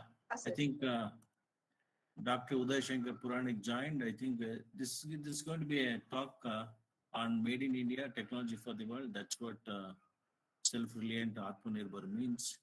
And Dr. Puranik is a mentor for artificial intelligence, specifically Ethereal Innovation Mission, and also machine learning at AM Bangalore. And Priyanka, please introduce our guest speaker, and then we'll go to Dr. Uday Shankar Puranik for his talk. Yeah. Yes, sir. As I informed, so Dr. Uday Puranik sir is the last speaker of this session. So Uday Puranik sir is a mentor of artificial intelligence and a mentor of Adder Innovation Mission in Bangalore and a machine learning at AIM Bangalore. Uday Puranik sir has more than 22 years of experience in software development and management. He has managed successfully the clients from India, Canada, US, Europe, Japan, Singapore, Australia, Middle East, and Africa. More than 100 enterprises level software projects from concept to the completion and 9 global software product team development work successfully. He has domain specialization in mobile networks, database science, business intelligence, security, e-learning, and automation system. Industry domain in manufacturing, telecom, retail, distribution, banking, insurance, and life sciences. With this brief introduction, I request to Uday Puranik sir to take over the session. Over to you, sir. Okay. Thank you, Priyanka, and thanks, Hemant, for giving this opportunity. And in the given time of half an hour, I will, try to do justice to the topic what I have taken. Am I audible to everybody? Yes, you're audible. And we have time. There's absolutely no issues about time. Please go ahead. Okay, all right. Now I understand somebody else was talking after me. So we keep hearing about this made in India and what is that India can contribute to the world. And what I have tried to take in this presentation is recent happenings, probably as recent as April 2022, where we are able to demonstrate certain technologies what we have developed, and it's also been used for different sectors of the society. Now, when we say made for the world, is it that this technology is not available elsewhere? Probably yes and no, because technology always depends on innovation, and any improvement what we are able to do or any other country is able to do brings more valued benefits out of the technology. That's one of the key factors. Now, second is, are people not able to do this, whatever we are trying to do here? Yes, they may be able to do it, but can they do it at the same speed and the same cost, which our professionals here are able to do? So it's a learning curve for India. We are on the way to become an important player in key technologies, or what we call the technologies of future. So in this presentation, I'm trying to address some of the key sectors where India has made a very important contribution in the last 1 month. I'm not even talking about the year. I'm talking about a month, that is April 2022, as recent as that.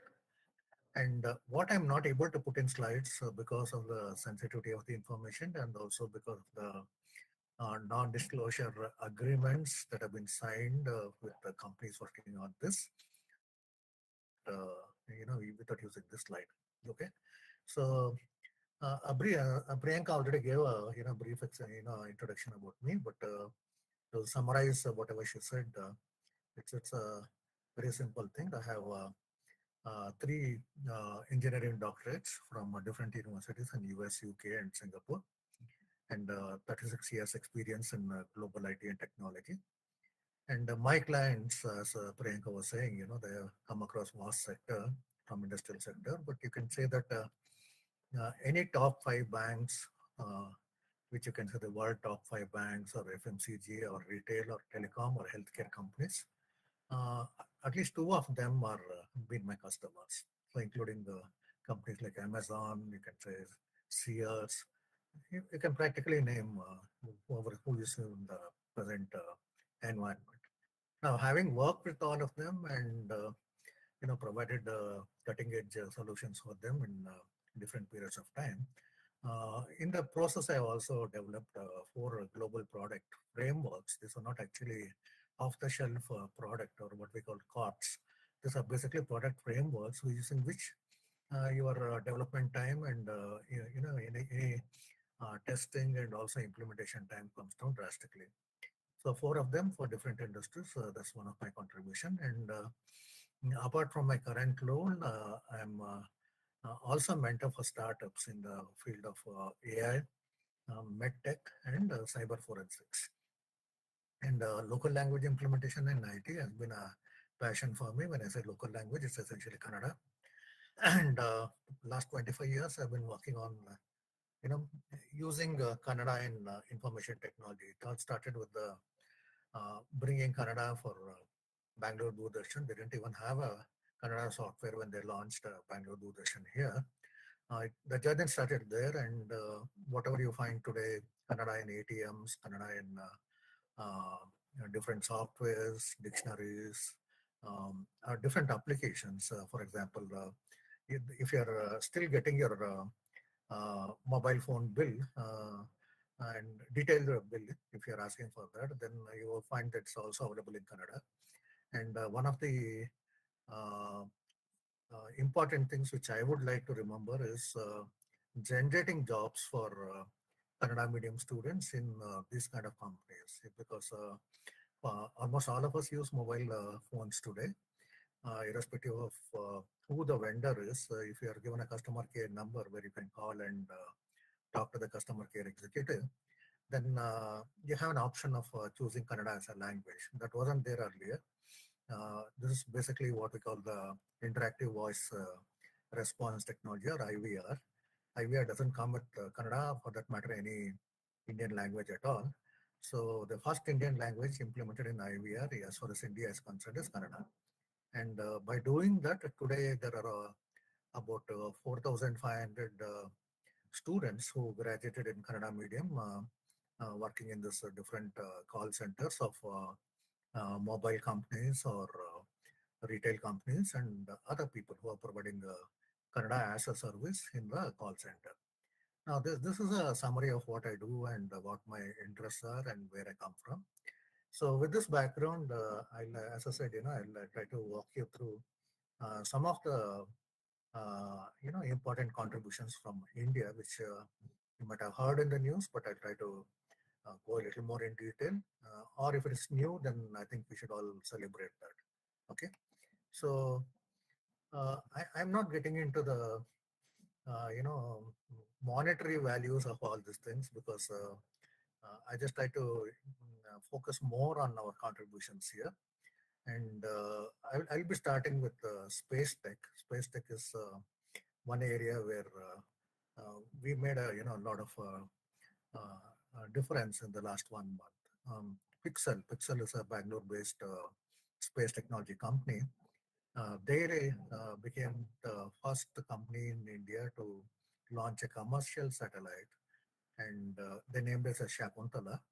And earlier they had planned one more satellite called Anand, but due to COVID constraints, they were not able to launch it in time. But Shakuntala is doing fine, and a trendsetter as far as capability of a private company in India, designing it, launching it, and processing all the information received from this satellite. I think Pixel is really doing good and making us all proud, because this is a company based out of Bangalore, and it was one of the co-founders is from Chikmagalur, the district of Chikmagalur.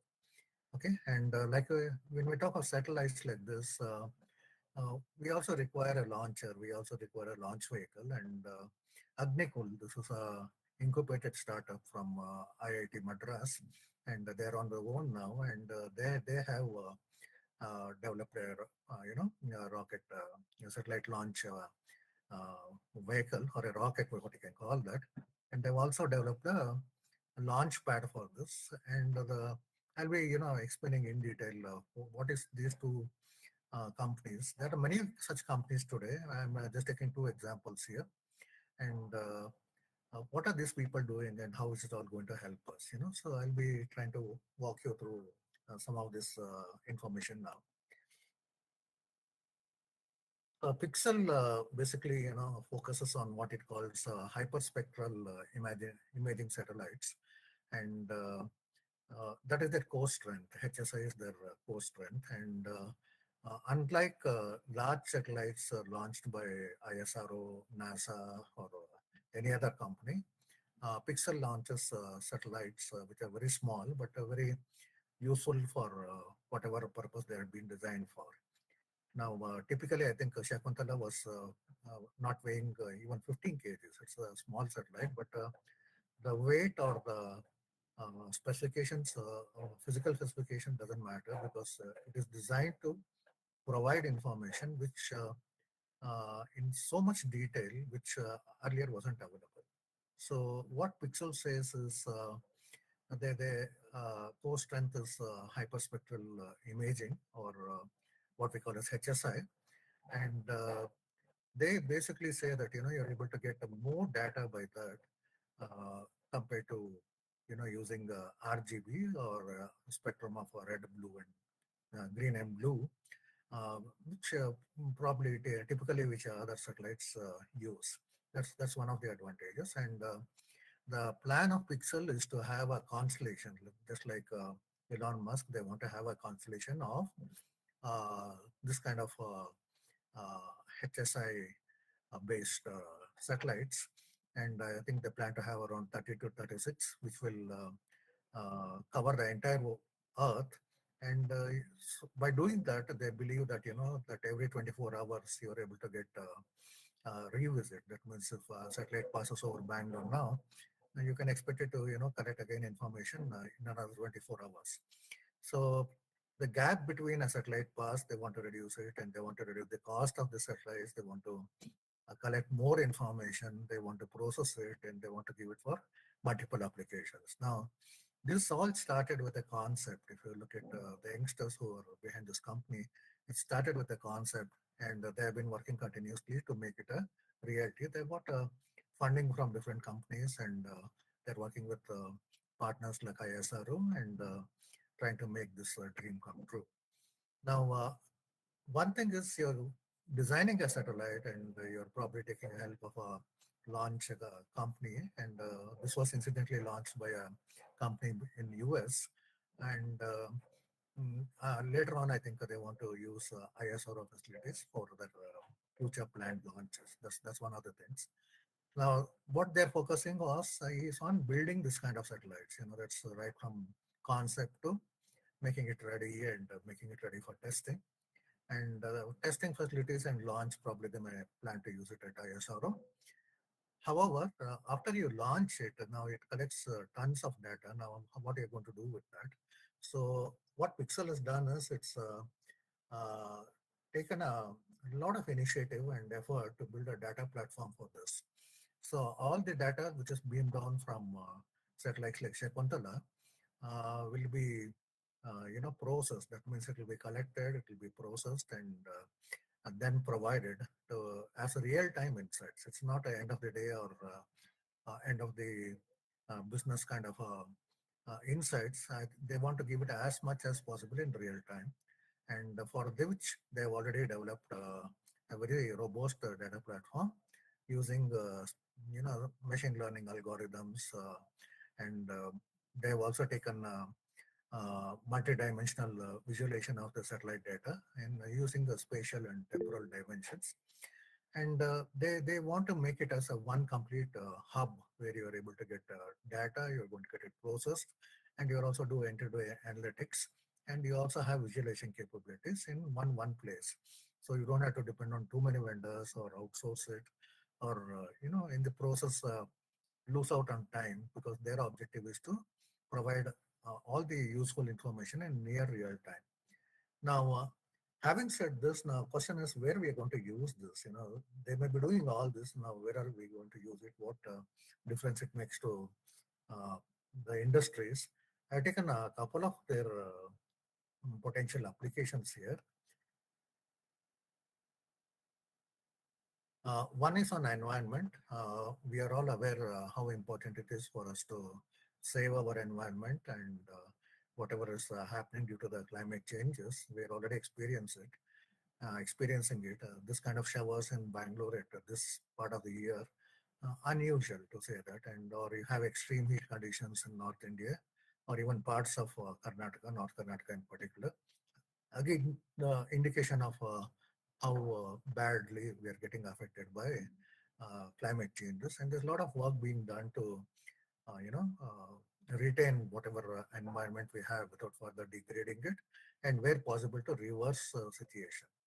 So that's a different topic altogether. What I'm trying to say is this kind of satellite data, they want to use it for mapping and monitoring the forest cover, and wherever they feel that deforestation has happened and attempts are being made to grow back greenery.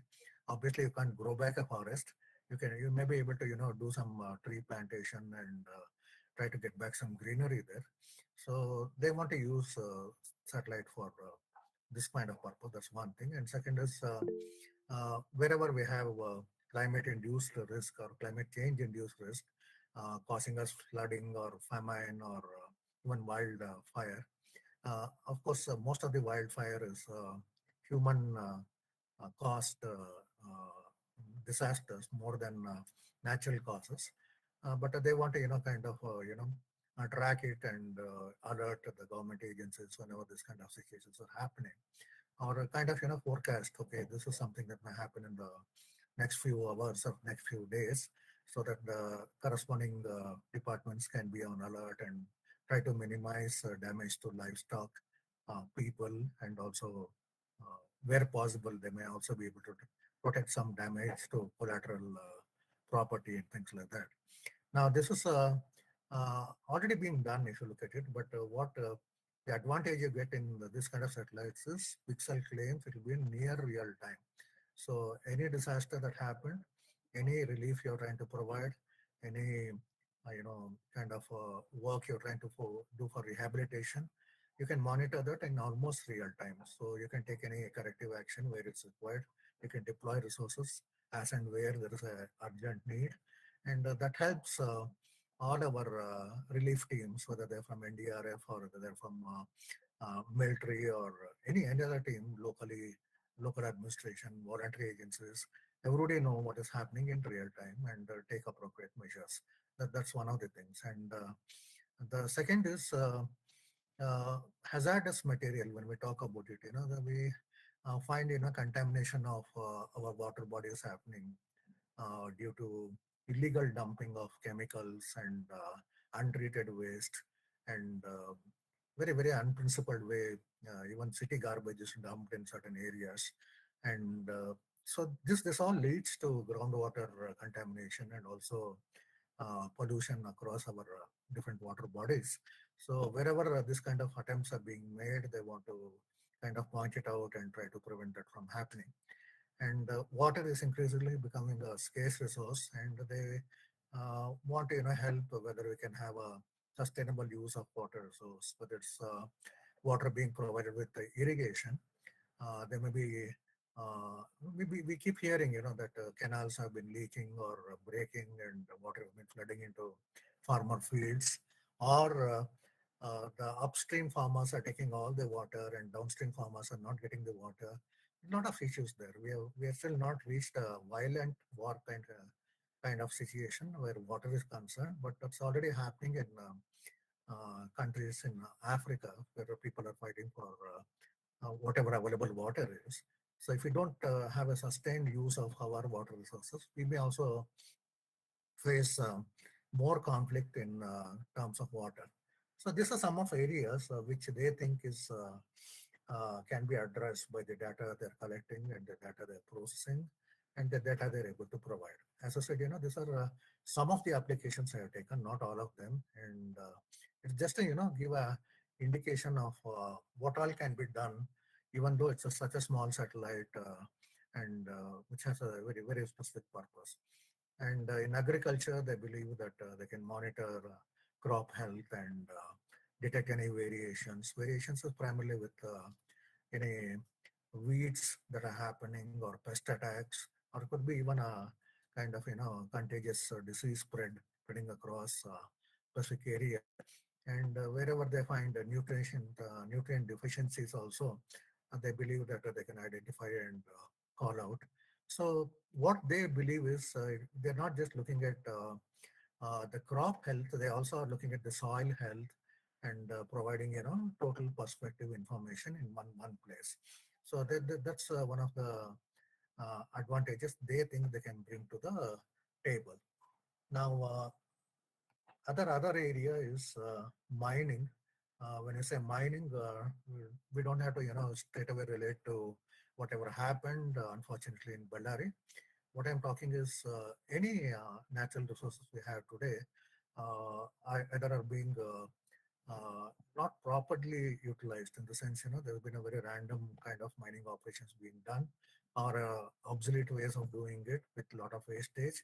And what to do with all the waste being created by mining, that's again a big challenge before us. So a lot of challenges we face there. And any natural resource, it may be mineral deposit, it may be from the sea floor mining, if you're able to get that, or it could be anything which is of importance to the country and the society. Then we should have accurate information about whatever is accessible, whatever is not accessible, and where mining is already happening. Then can we get a ground level images of that, so that we really know who is doing it in a allowed manner or a legal manner, and somebody is trying to do it in a illegal or encroaching on nearby areas, or causing a lot of environmental disaster kind of things. So they believe that our natural resources. We are a state with very good natural resources by default, and if we are able to use it in a very sustainable way and in a scientific way, then the government and the society should be able to benefit a lot from that. Now that's three areas where I thought I will try to focus on some applications which Pixel is trying to provide. These are some of the core areas, and some areas they already have started working on providing whatever application related data they can using the satellite which already mentioned, Shakuntala.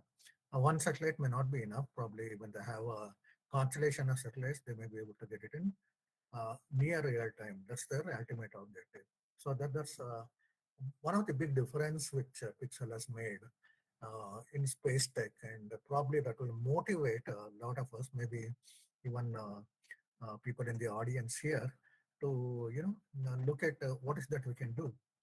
Now we don't have to build a duplicate kind of a Pixel there, or any other company for that matter. But if you look at all these areas where we can either get jobs, or we can build very focused kind of companies or competences in these areas. And when they talk about one technology and they're trying to do data processing with that and image processing with that and providing one-stop solution, then we can also try to provide that kind of solutions. See, technology is not a constraint as long as you have a proper vision.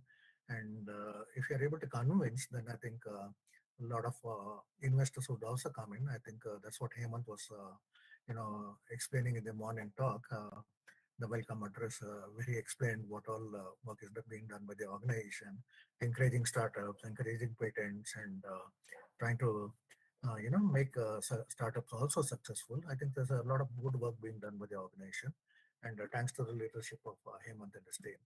So this is about in a very nutshell about Pixel. Okay, and I mentioned about one more company. It's called Agni. Uh, they call it as Agnikul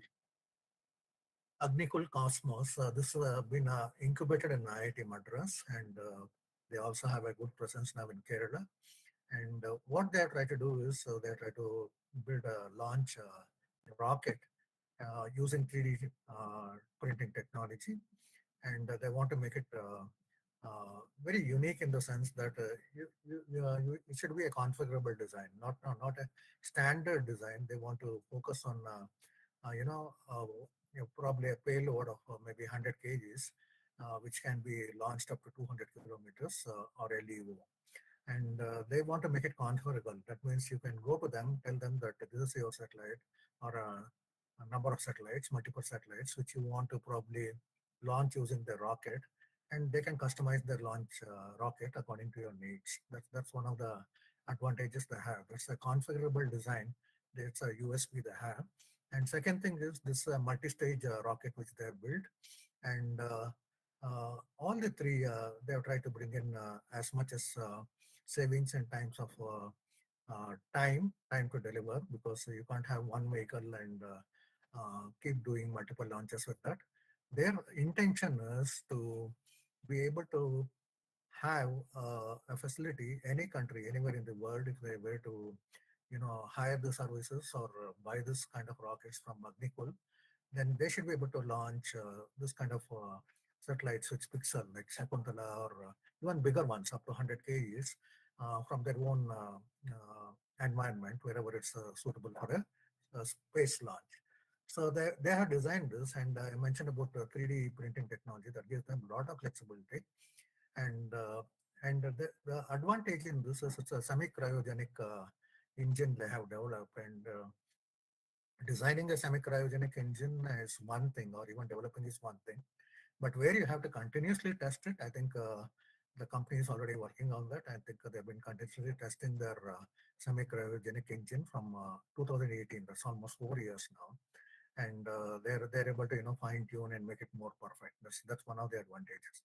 And the second thing is the uniqueness about the contribution where it comes to very niche area is what they call it as Agnilet. Agnilet is basically uh, their own 3D printed semi-cryogenic engine. So it's in one single piece. They have printed the entire, 3D printed the entire semi-cryogenic engine. Now, not easy because it's not one engine. It has thousands of parts. So you have to very carefully design all of that and get everything in one place, in one piece of hardware. And to provide that kind of thrust, what they're talking like 3 kN at sea level, and they want to, have, I think, a typical rocket, what they call it, Agni Ban, is going to have about six of this Agnilet semi-cryogenic engines there. So a lot of work they've already done in this, and this again becomes a unique contribution for them. Building a single piece or a single piece of hardware that's a semi-cryogenic engine, which has thousands of parts, and being able to do that without compromising on the thrust capacity and also on the quality and time. So that's one of the things. Now you might find a lot of Indian names being used here. Agnikul is modeled on the name Gurukul.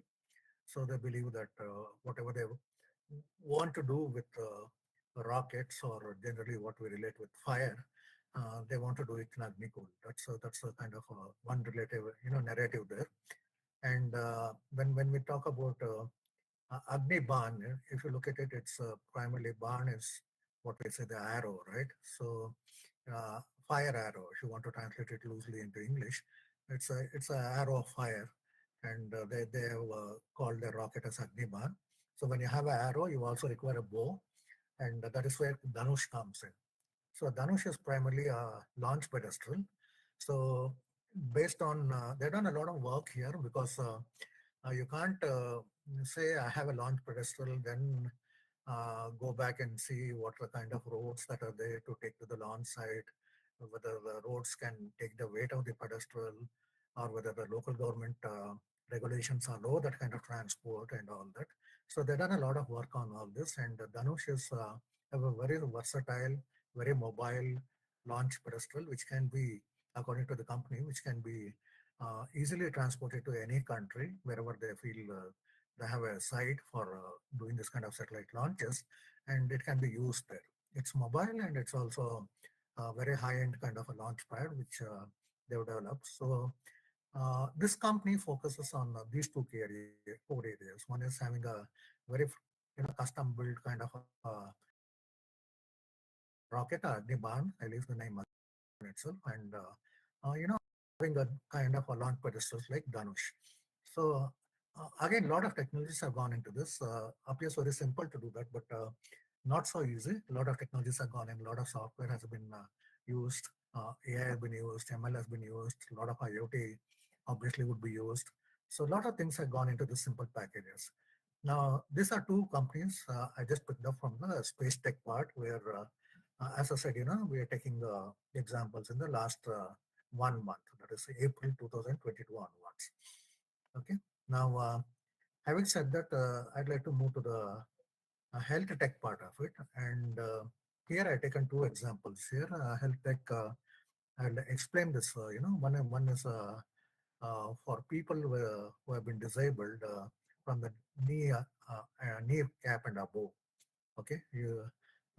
Earlier we used to say, when we were in students in the college, Jaipur limbs was what was loosely called as artificial limb, was provided to people who had lost a hand or a leg in very unfortunate conditions. Now, the problem with that was it was very stiff, not very flexible, and you couldn't actually manage that with the kind of flexibility you have today. So this is a name they have given. This is this particular above the hip kind of prosthetic knee. They call it as Kadam, and they made it very affordable. They claim it is 4 to 5 times cheaper than an imported prosthetic knee. And this has been polycentric, according to them, very flexible and very scientific. And this has been developed from the team. They are developed by the team led by Professor Sujata Srinivasan, who heads RTD2. Now, RTD2 is Rehabilitation Research and Device Development at the TTK Center in IIT Madras. And earlier contribution from RTD2 is they made the country's India's first standing wheelchair, which was always imported and a very expensive thing earlier. As early, even 5 years back, I couldn't get it, a wheelchair, even imported one, when I tried to get one for my father. And we had to manage with whatever we were able to get in the market here. And obviously, that didn't give the kind of flexibility of a standing wheelchair or motorized wheelchair. So I think RT22 has already done a phenomenal work there. They have not only developed, they have also commercialized this standing wheelchair, and also what they call as a Neo Fly or a Neo Bolt. It's an active wheelchair. The active wheelchair, in the sense, it's motorized, and it brings you a lot of indoor and outdoor mobility. You don't require somebody to push your wheelchair. So you can be independent on your own and be able to move wherever you want without, creating any danger for yourself or other road users or park users. So these two are already coming from RTD2. And what is the uniqueness of Kadam? Kadam again is a sanskritized name for feet, right? Sort of legs, I think. So I think it's more of a feet, Kadam, when you say that, or a footstep. So what they're trying to say is, even if you're lost above the knee, if your leg has been lost, then here is Kadam. You can use that and start walking. You can do cycling. You can climb stairs. You can do probably everything which you would have done with normal feet. So that's one of the advantages they have given, and they have used a lot of high strength materials here, like aluminum alloy and stainless steel, to make it very rugged and sturdy. At the same time, being very conscious about the weight of the prosthetic. That's one of the things. And the second thing is, what they're trying to say is, we'll try to customize the stability based on the user need, because not everybody may have the same kind of need. So it's not like one size fit all. They want to customize it to the individual user need. That's one thing.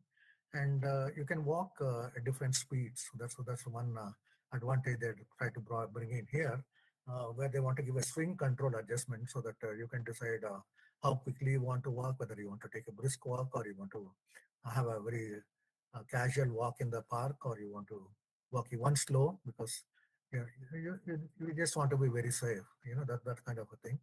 And even if the roads, the kind of roads what we have seen after rains in Bangalore here, it's almost like potholes where we have to identify roads. That's kind of situation in some of the areas. I'm not saying all the roads.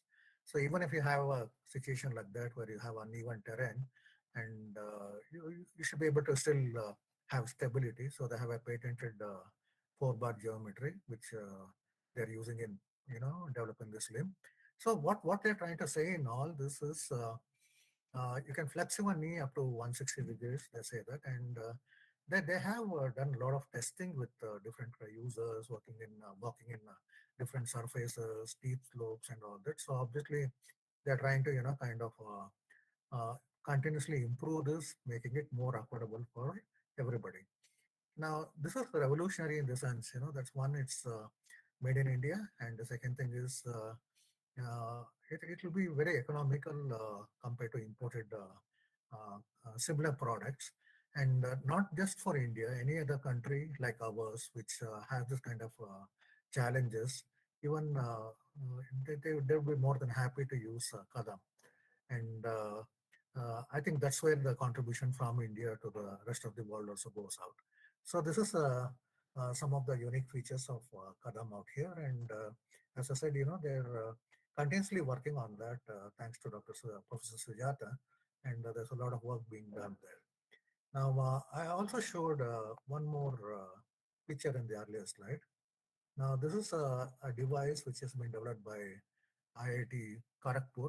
This is for detection of oral cancer. Now, thanks to abuse of tobacco or tobacco products and smoking in India, we have one of the largest number of oral cancer patients, and identifying cancer, irrespective of which type of cancer it is, in a very early stage, then the possibility of getting effective treatment is more. That's one of the things always shared by the doctor. So we have a lot of constraints when we have to do oral scan or scanning for oral cancer patients. Because today standard scanning methodologies like MRI or CT scan or any other type of scans are pretty expensive, and people can't afford it. And where they are affordable, you have a long list of people waiting for that, and reaching out to everybody, even to remote areas where primary healthcare services are not available, is only possible when you have a handy product which can do a very good work and also give you quick results. Now, this product, what they have developed for early detection of oral cancer, they say that it can provide the results in about 5 to 10 minutes, and it's very affordable, and it can be easily health worker can be easily trained to use it, and it's non-invasive, so it doesn't create any hurt or any inconvenience to the patient, and you can find a lot of information using that. Now, how it all works is primarily they say that when you try to collect data from within the mouth, then there are two ways you can do that. One of the standard ways we use it is thermal imaging. Okay, so we try to use thermal imaging and try to find the difference in temperature using thermal image processing, which may not be very providing all the intricate details for the doctor to decide on the stage or the condition of the oral cancer. So what these people are trying to do is they are saying that we are going to use infrared imaging, and we want to focus on the blood flow within the areas where we are able to scan using the infrared camera. And wherever there's a blood flow disruption or probably lack of blood flow or any other unusual occurrence, then we can point out to those areas so that the doctor can, probably get further investigations and decide more on the kind of treatment required. Now, this is a very simple device. What you have is a kind of a probe, which is primarily having an infrared camera, which can be, held into the mouth of the potential patient during the screening process. And the data is collected from the probe, and there's a small computer kind of a handheld device which processes the data and starts providing the result. Now, very simple according to them, and now it's a lot of companies are kind of commercializing this and trying to bring to the market. So this is one more contribution which may help not just our country but also other countries where we have high incidence of oral cancer. Now, in a related topic, as I said earlier, I'm not using the slides because of the sensitivity of the information. And this is a area where I am helping a startup. So I would like to share it on this forum without getting into too many details about the startup or the customers who are using this kind of technology. Now, this is again related to cancer. We call it as a colorectal cancer. That's at the end of the colon or large intestine when we have cancer. Then it is one is horribly painful, and there's a high incidence of cancer even in countries like America. And again, the challenge here is how quickly you can come to know the kind of cancer you're having.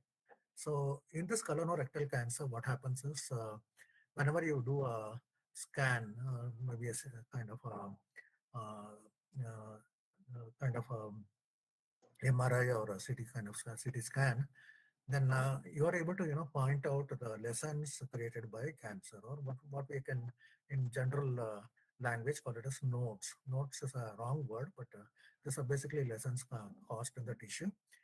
Now, what used to happen so far is with all the advanced scanning technologies available, the challenge was getting lessons or identifying lessons even at a formative stage and lessons which are lesser than 5 mm. Now, a lot of importance is there because you may have a lesson which is less than 5 mm, but tomorrow it may grow into a much bigger lesson, and it may also probably turn out to be, cancerous. Not a healthy lesson. It may be a cancerous kind of tissue development there. So you can't repeatedly keep scanning and finding out what's happening where and all that. So what we try to do there is we developed a machine learning algorithm which augments the imaging technology in a CT scan or MRI. We are not doing direct image processing there, but we are using it for processing the images obtained by the scanning process. Primarily, the scan is done using a process called as colonoscopy. Colonoscopy is like endoscopy. You're going to insert a probe, an optic fiber based probe into the body, this time from the colon, unlike in endoscopy where you insert it from the mouth. Okay, so once the probe is moved into the... Sir, is that okay to conclude in another 2 minutes? So our next speaker is... Sorry? So is that okay to conclude in another 2 minutes, sir? Yeah, I can do that because I'll do that. So I was just trying to explain that, this is a kind of work that's being done in the startup, and already for last 2 years, we have tested it in different countries, and the results have been very good. I can say very good, and I wanted to share that here. We are able to get identify lessons which are less than 5 mm, and also in pre-formative stages, and that's going to give almost 200x information. That's 200% more information than what you can get in a regular colonoscopy. And that eventually, when it's a standardized process, we believe that it will help a lot of patients suffering from colorectal cancer. So with that, I'd like to conclude this discussion with all of you. And if you have any questions, you can ask that, or else I would like to thank Hemant for giving me this opportunity, and all the organizers and members of the audience for listening to me. Yeah, first of all, thanks for accepting our invitation. Basically, you have more experience than all of us here, because the question is, startup requires both marketing as well as financial strategy. because just having the knowledge of technology won't help, because success requires all these things. Fortunately, you have all of it. I think you have mentored startups, not just on technology, you also mentored using finances. That's what I saw it from your LinkedIn thing. It's beautiful. I think we will collaborate much more in the coming days, because we are looking at many startups like this. I mean, something like build a prototype or a product or things like that. I think it's wonderful to have you today. And I think for me today is that future collaboration with you. That's most important, because that's where your expertise will come in. And thanks very much for. And since paucity of time, probably we'll go to the next speaker. At the end of the day, we will take few questions and from the audience. And if you are still here, that time we can please answer them. Sure, Otherwise, we Hemant. can also send you the questions that we receive in the chat box to you separately, and when you are free, you can answer them. Next speaker is Dr. Suresh KB, is a assistant professor from US Bangalore, and he's going to talk about future technologies in food science. Over to you, Suresh, please.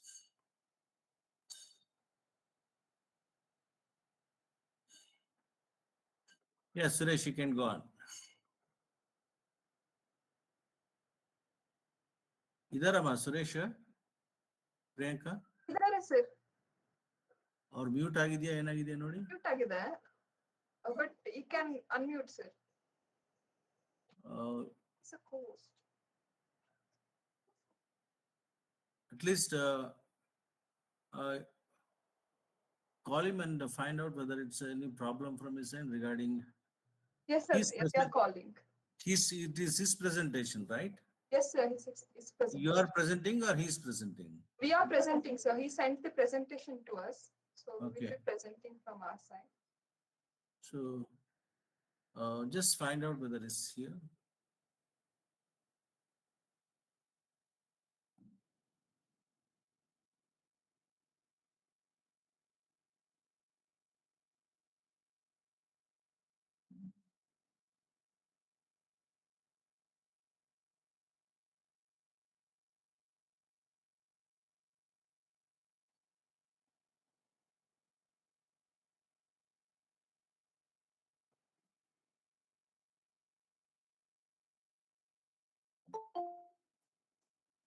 No, Suresh is here, but his audio is. Okay, thank you. Now he unmuted, sir. Okay, please go on, Suresh. Yeah. Sir, namaste. Namaste. Oh, heli. Yeah. I can start now, sir. Yeah, I can definitely start. Please start. Good afternoon, everybody.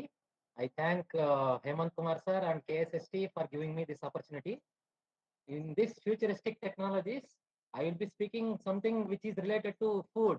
Now, food is also a science which is required for everybody, and it is essential thing for us, which is required.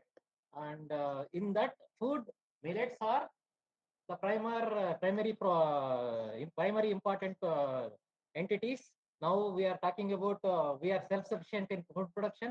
We are talking about food nutritional security. These millets are rich in all minerals, vitamins, and amino acids. I will be talking about what are the technologies which are there for processing of these millets. What are these millets? Specialties of these millets. And what as a scientist and as a youngsters, which the PG students are there, which can take up research related to millets. I will be speaking on those things. Madam, please continue. I will be talking about all these things. Next slide, please. So millets are when we say millets, they are they are the part of cereals, and where there are more than 6,000 varieties of millets are available in India, in across the world. And millets are rich in minerals, as I told earlier. They are when we say millets, how many people are consuming? There are 1/3 of the population is consuming these millets and surviving. Mainly the Yeah, the African people, they are consuming these millets, and India is the highest grower of the millets. In India, there are different millets are available. Next slide, madam. Next slide.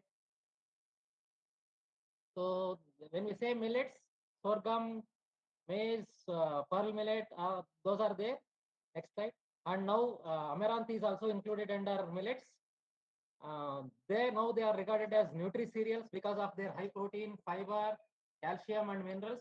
And Government of India opened a gazette notification is released in 2018. Now we are celebrating International Year of Millets in 2023.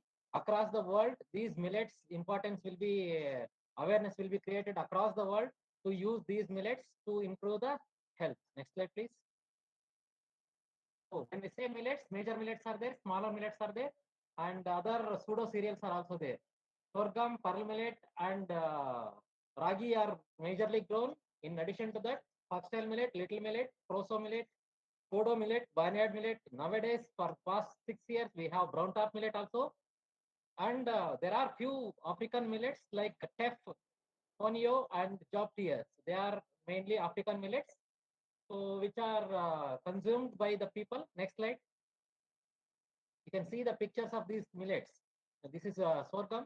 You keep on continuing the photos. Next slide. Bajra. Next slide. Small millet crops are there. And next slide. This is ragi. We all know. Next slide. Foxtail millet. This many people are not knowing these things. These millets. Next. Little millet. Next. Kodo. Next. Proso. Next. So these millets, they have the specialty. People are using millets by blending it. That is not correct. We have to use millets in a single. We have to use these millets per meal, at least per meal. Single millet we have to consume to get the benefits, major benefits. Many a times they blend all these millets. They give fancy names, all those things, and they are not that healthy. We have to consume as a single millet. There are few captions like rice eaters are weightless like a bird, not rice. The rice, when you say not, that is not not normal rice. It is a millet rice. The one who consumes millet, jawar, they will be strong like a wolf. The one who eats ragi remains nirogi. These are some of the captions which are related to millets. When it comes to ragi, which it is rich in calcium. When it comes to little millet, it is contains more fiber. When it comes to kodo millet, it is rich in iron, and also it is rich in many anthocyanins, polyphenols. Next slide. So when it comes to proso, it is a high protein crop. When it comes to barnyard millet, it is a high fiber as well as most acceptable grain. When it comes to foxtail millet, it is rich in many vitamins, and it is rich in complex carbohydrates, that is most diabetic friendly grain. When it comes to pearl millet, it is a good source of protein as well as in it is consumed lot in high temperature climates. When it comes to sorghum, it is a good source of protein as well as complex carbohydrates. It is the fifth major food crop grown after wheat, ragi, sorghum, wheat, ragi, maize, and barley. Next slide, please. See, this as I told earlier, millets are called as nutri cereals. Why? They are rich in protein compared to rice and wheat. They are rich in fiber, most importantly, compared to rice and wheat, and they are rich in minerals and iron content.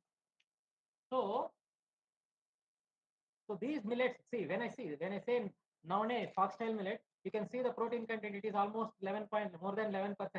In Burgu, it is more than 12%.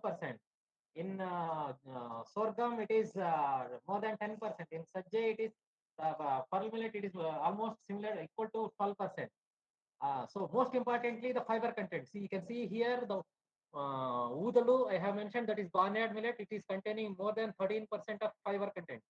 This fiber content is the most important thing for us because of this fiber content, as well as the carbohydrate which is present here is a complex carbohydrate, which is not easily digestible and it releases the sugar to our blood very slowly. That's why all these grains are diabetic friendly. All these grains are healthier grains. All these grains help us to grow probiotic organisms, which are helpful for improving our gut. And also these grains contain lot of minerals which are required for us naturally, which are available in the grain. And the fat content here, which we have mentioned, they are relatively higher fat contents are there. This fat content which is there in this grain is omega-3, omega-6 and omega-9, which is very important, which is very much required for our body to increase our HDL cholesterol, to reduce to decrease the level of LDL cholesterol. So this fat is there in this grains is healthy fat which is required for our body to increase for the heart health. So that's why we have to consume these millets in abundant quantities to have better health benefits.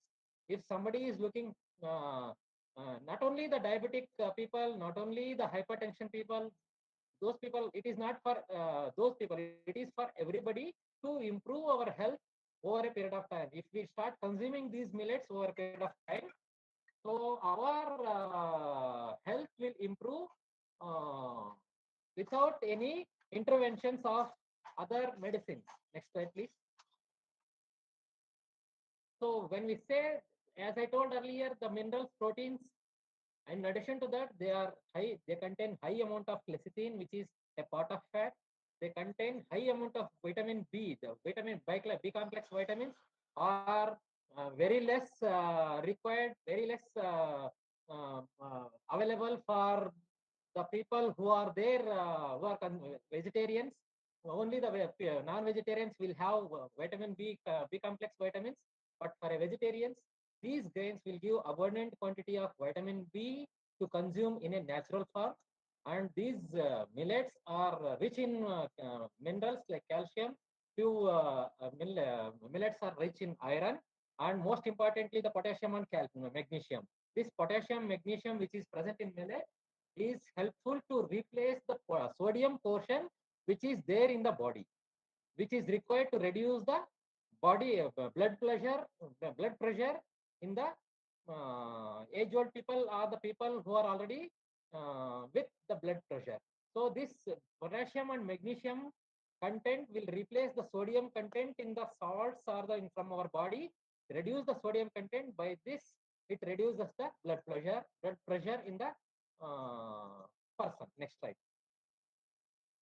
So as I told earlier, these millets, even though they contain high amount of fiber, when it comes to digestibility, when they consumed in a proper manner, they are most digestible grains. There are no allergy is there, no gluten is there, no allergic protein is there. They are least allergic grains. They are all low glycemic index grains, and they contain lot of insoluble fibers. Which the benefit of insoluble fiber is the lowering the triglycerides. That's what I was telling about. It reduces the cholesterol levels in our body. The fiber which is there in this millets will act as a pseudo cholesterol, which is required for hormone function. Thereby, it reduces the deposition of the cholesterol in the body, and it helps to remove the cholesterol which is depositing into our body. The second one is the diabetes. Fiber content, when we consume it, the total carbohydrate content consuming per meal will decrease. Thereby, it reduces the incidence of type 2 diabetes. And it is very much helpful for postmenopausal women, way to reducing the cholesterol levels and also to reduce the breast cancer, because these millets contain lot of lignins. And one most important thing here is, because of these millets contains more of minerals, so the bone mineral density maintaining by consuming these millets can be achieved without consuming any additional tablets. Next slide, please. Next slide. So it contains a lot of lecithin, as I told earlier, that is good for nervous system. Magnesium to decrease the blood pressure and reduce the risk of heart attack. And this helps in combating the gallbladder stones, which the very less treatment is available for gallbladder stones, and reduce the risk of wheezing and asthma, especially in small children. Next slide, please.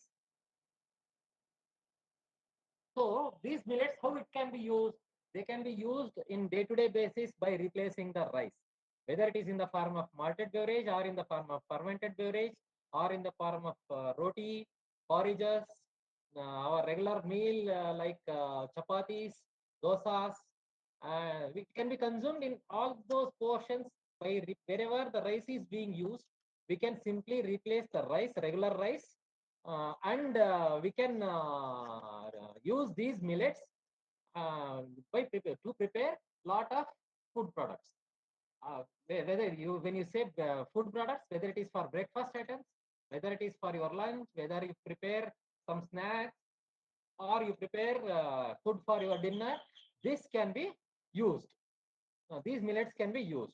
When we say millets can be used, there are procedures how to use the millets. So likewise, we have to prepare the products as per our requirement. Next slide, please. So most important thing here is the processing, where all these scientists can be work on these processing aspects like de-husking, purling, the parboiling, milling. Even though many processing methods are available, so there is lot of scope is there to work on these processing aspects for the scientists to improve the processing efficiency, to improve the processing efficiency. When we say there are different processing aspects like de-husking, purling, hydrothermal treatment, milling, malting, popping. When we say de-husking, for finger millet, sorghum, and the bajra doesn't have any husk. So for that, I will take a minute, please.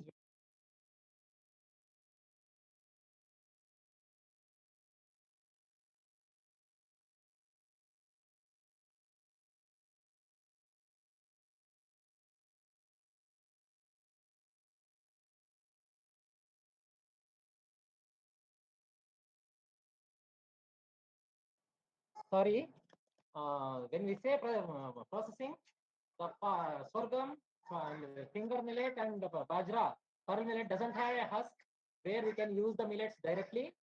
For all other millets, husk is there. That husk has to be removed. For that, de-husking is there. Then purling, when you say for ragi, sorghum, and pearl millet, the ear-end portion will be there even after primary processing. That has to be removed before it is used. And hydrothermal treatment, few people doesn't use raw rices, especially people from Tamil Nadu. They are accustomed to use the rice which are parboiled. For parboiling of millets, there is a lot of scope is there. Somebody can work on that, and people can work on milling aspects where some sensors to maintain the polishing aspect, polishing levels, or to have the proper size. We can have a processing of so we can work on malting where it can be used as a product for 2 to 5 year children. Here, when we say millets, we should not use the millet for 6 to 24-month people, kids, because these millets have got lot of fiber. There is a standard. There is a standard. There is a standard FSSAI standards and ISI standards are there. The fiber content in the final infant food should not be more than 1%. If somebody is preparing a malted food which is for 6 to 24-month baby, they have to concentrate on reducing the fiber in the millet product. So that is one. And one more thing is the popping. We can use popped millets for so many snack items as well as for sweets in a healthier manner. Next slide, please. these are the some of the equipments. These are some of the equipment. There are few equipments which are for cleaning, dehulling, and purling, and for floor making. Next slide, please. Next slide, please. This is for cleaning. Cleaning. This is for cleaning. Next slide. This is for de-husking, which are available for. This was.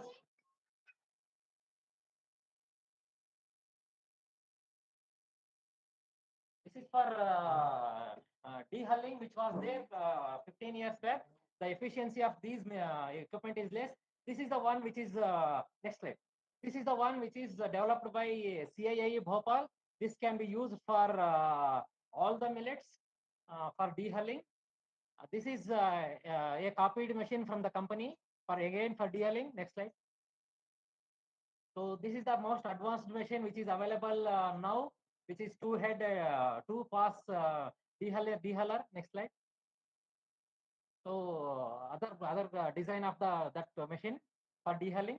Once it is dehulled, we can use the grains. We have to remove the husks which are unhulled. So this is the complete plant. If somebody wants to put it in this plant, if it has to be completely automated, or some sensors has to be put to improve the efficiency. There is a empty of scope is available for the scientist to put electronic items, the sensor items for these processing aspects, which can improve the efficiency of the processing equipment. Next slide, please. Next slide. So this is for floor making. And when we say floor making, there is a lot of scope is existing to have the different size particles of the floor. For some, even for the talcum powder, like fine powder, or in the form of rava, or in the form of grits, where uniformity is not there in these equipments. There is lot of scope existing for the scientists to work on having a uniform particle sized material to have better quality, uniform quality product when it is used for value addition. Next slide, please. When we say processing, it also includes the roasting. The crude roasting methods are there, like the green colored one, and this machine has continuous roasting, where it has a temperature and timing time also, and we can have a blenders. Here in blenders also, people have empty of scope to improve the blending efficiency, especially the pharma blending machines, which are very costlier, and small scale and low cost blending machines are of highly sought. People can work on those things. Next slide, please. So vibro sifter for sieving and for packing. Here there are lot of scope is available to increase the efficiency of packing, filling the material into the pouches in a suitable way. Next slide, please. So nowadays, for the youngsters and the young students and young people, they are looking for the pastas, macaronis, momos. This is one of the machine which is extruder, cold extruder, or a farm extruder, where we can prepare pastas in different shapes before it goes to the value addition. Next slide. Like this, the different shaped pastas can be prepared out of millets. Vermicellis can be prepared.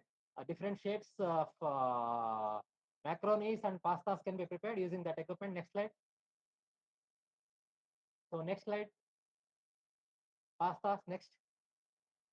Using all the millets, this type of product we can prepare. Next slide.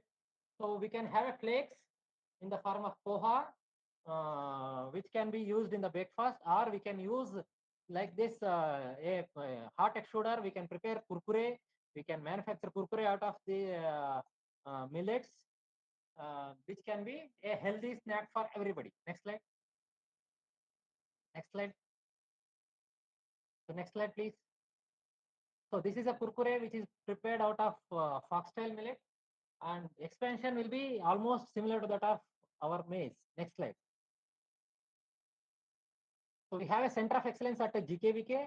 We are having a complete facility which for primary processing and secondary processing, product development, and also capacity building and hand holding of entrepreneurs in who are there in the millet processing line. Next slide. Next slide. This is the center laboratory photography where primary processing equipments are kept. Next slide. This is the area of value addition where roasting, extruder, and all training facility area is there. Next slide. These are some of the products which we can prepare. I have shown this slide earlier in English. Next slide. So we have prepared almost 50 and odd products out of these millets, starting from idli mix, then curd rice to your pastas, kurkures, breakfast cereals like similar to that of cornflakes, to some snack items like save products, and also the bakery products. Here you can see here in the last line I have put bakery products, because in bakery products, even though if we include millets, all bakery products will contain 30 to 35% of sugar and another 30 to 35% of fat. That's why any bakery for that matter, whatever the healthy material we blend, they are only for the taste, not for the health. That's why I have listed in the last line, except that for a normal food items which we consume in our day-to-day life, we need not switch over to other food material. We can consume our regular food by including millet into our day-to-day basis, day-to-day life, by replacing the rice. Next slide, please. So this is the breakfast cereal I was telling. This is made out of foxtail millet. We can prepare breakfast cereal, all breakfast cereal in using, we have tried white ragi, foxtail millet, little millet, and sorghum. We are trying with other millets now, and we can consume as such with the milk and also in the form of masala snacks. Next slide. As I told earlier, sweets and bakery products out of millets is a big question mark, because they are only for our taste, they are only for our mouth-watering material, not for the health of our body. So they are not healthy products, they are only taste-giving products. Next slide.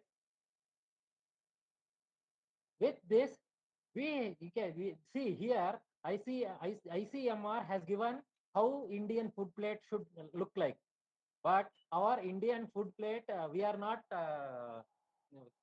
eating like this Indian food plate, because our plate is filled with the rice, with the sambar, and no fruits and vegetables, no salads, and no curds or dairy products, and we are consuming lot of fats. We don't have much fruits and vegetables in our day-to-day food. That's why we have to include our day-to-day fruits, vegetables into our body. Almost 50% of our total meal should be covered with fruits and vegetables. As of now, ICMR survey says it is only 12% of the total meal we are consuming with fruits and vegetables.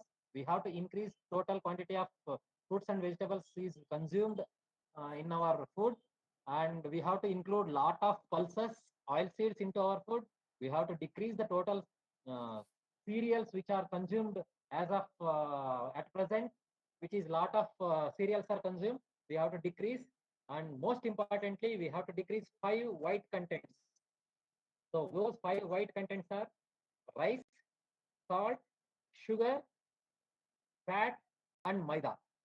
We have to reduce the total quantity of those 5 white material in our body. So we replace with those things with millets, add lot of pulses, add lot of fruits and vegetables into our day-to-day food, eat healthy, then our body health, our health will automatically improve. Next slide, please. See, our Indian traditional food plate looked like this maybe about a decade or 2 decades back. Now it is completely filled with only rice. We are almost a small cup, whatever it is there, completely it is removed from our day-to-day food, and salads we forgotten. Right? We try to include all those things into our day-to-day food. We add buttermilk and curds into our food, and try to consume traditional food like this as it is there in the Indian traditional food plate, and eat healthy, and let us improve our health by consuming a traditional food. Next slide, please. Eating our food in banana leaves is a most healthier way, where a lot of antioxidants and antioxidants will come into our food when we eat on banana leaves.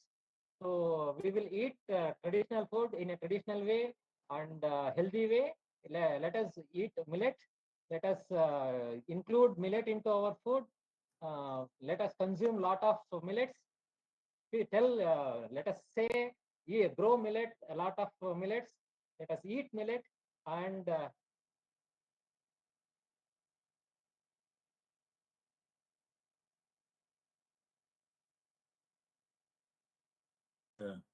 Bangalore and also your statue regarding fortification of food, specifically for children and women Yes. through Anganwadi Center and Midday Meal Scheme.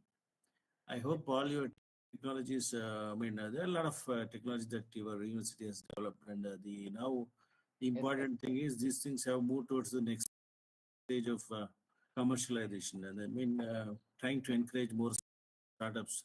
And as you know that we are starting the Section 8 Sir. a period of time, we will add more micro and macronutrients and also minerals so that it becomes a wholesome food for the women and children. That's the objective. And we try to work with your group as well. Now, I have one Netra N has a question to all of us, probably. We can go ahead and ask question, Netra. You should waved your hand, Netra. Netra, now you can unmute yourself and you can ask if you have any question. I can see her hand going up. Does she has a question or just press the wrong button? So maybe it was wrong. Maybe it's wrongly pressed. Yeah, I think, yeah. I think, Dr. Suresh, I think now it's the time to see that we concretely do something about this, and go ahead. Yes, sir. Yeah. Your team has visited 15-20 days back to US, Bangalore, sir. Yeah, we visited quite a number of times, but now is the time to act. Yes, sir. Yes. More of action required than just the visit. I hope you also respond similarly in that way. Now over to Anjani, please. If I just want to remind the participants, if anyone has a question, now is the time to ask us. Yeah. Does anyone have a question? The feedback is also there through the chat box. You can do that. But apart from that, if you have any specific questions right now, we can do that as well. Okay. I think it's 1:30. Yeah, Anjali, please go ahead and do the word of thanks, please. Yeah. Okay, sir.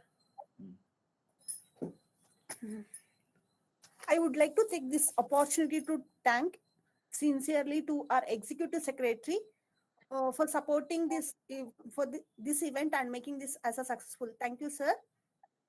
I would like to thank Professor D.K. Subramanian for briefing about artificial intelligence and its application area and the future development in those areas. Thank you for the wonderful speech, sir. My sincere thanks to Dr. G. Venkata Subramanian for for giving a brief about optimizing brain functions, future technologies in neuromodulation. Thank you, sir. Also, my heartfelt thanks to Ravi Manchita sir for giving a brief explanation about the autophagy in health and diseases. My sincere thanks to Dr. Uday Shankar Puranik for explaining future technology and application areas of the technologies in environment sector, agriculture sector, and military sector. Thank you, sir. Thank you. My sincere thanks to Dr.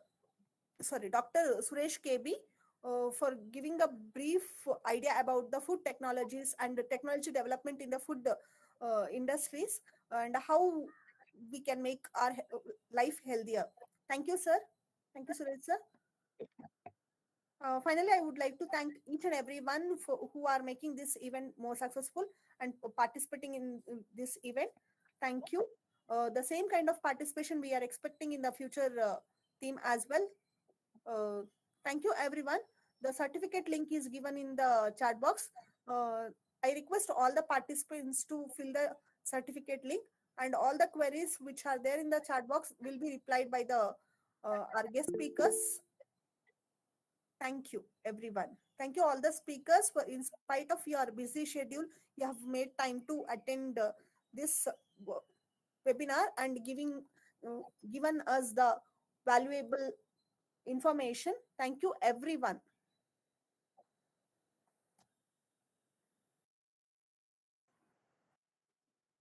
Thank you again, Hemant and team.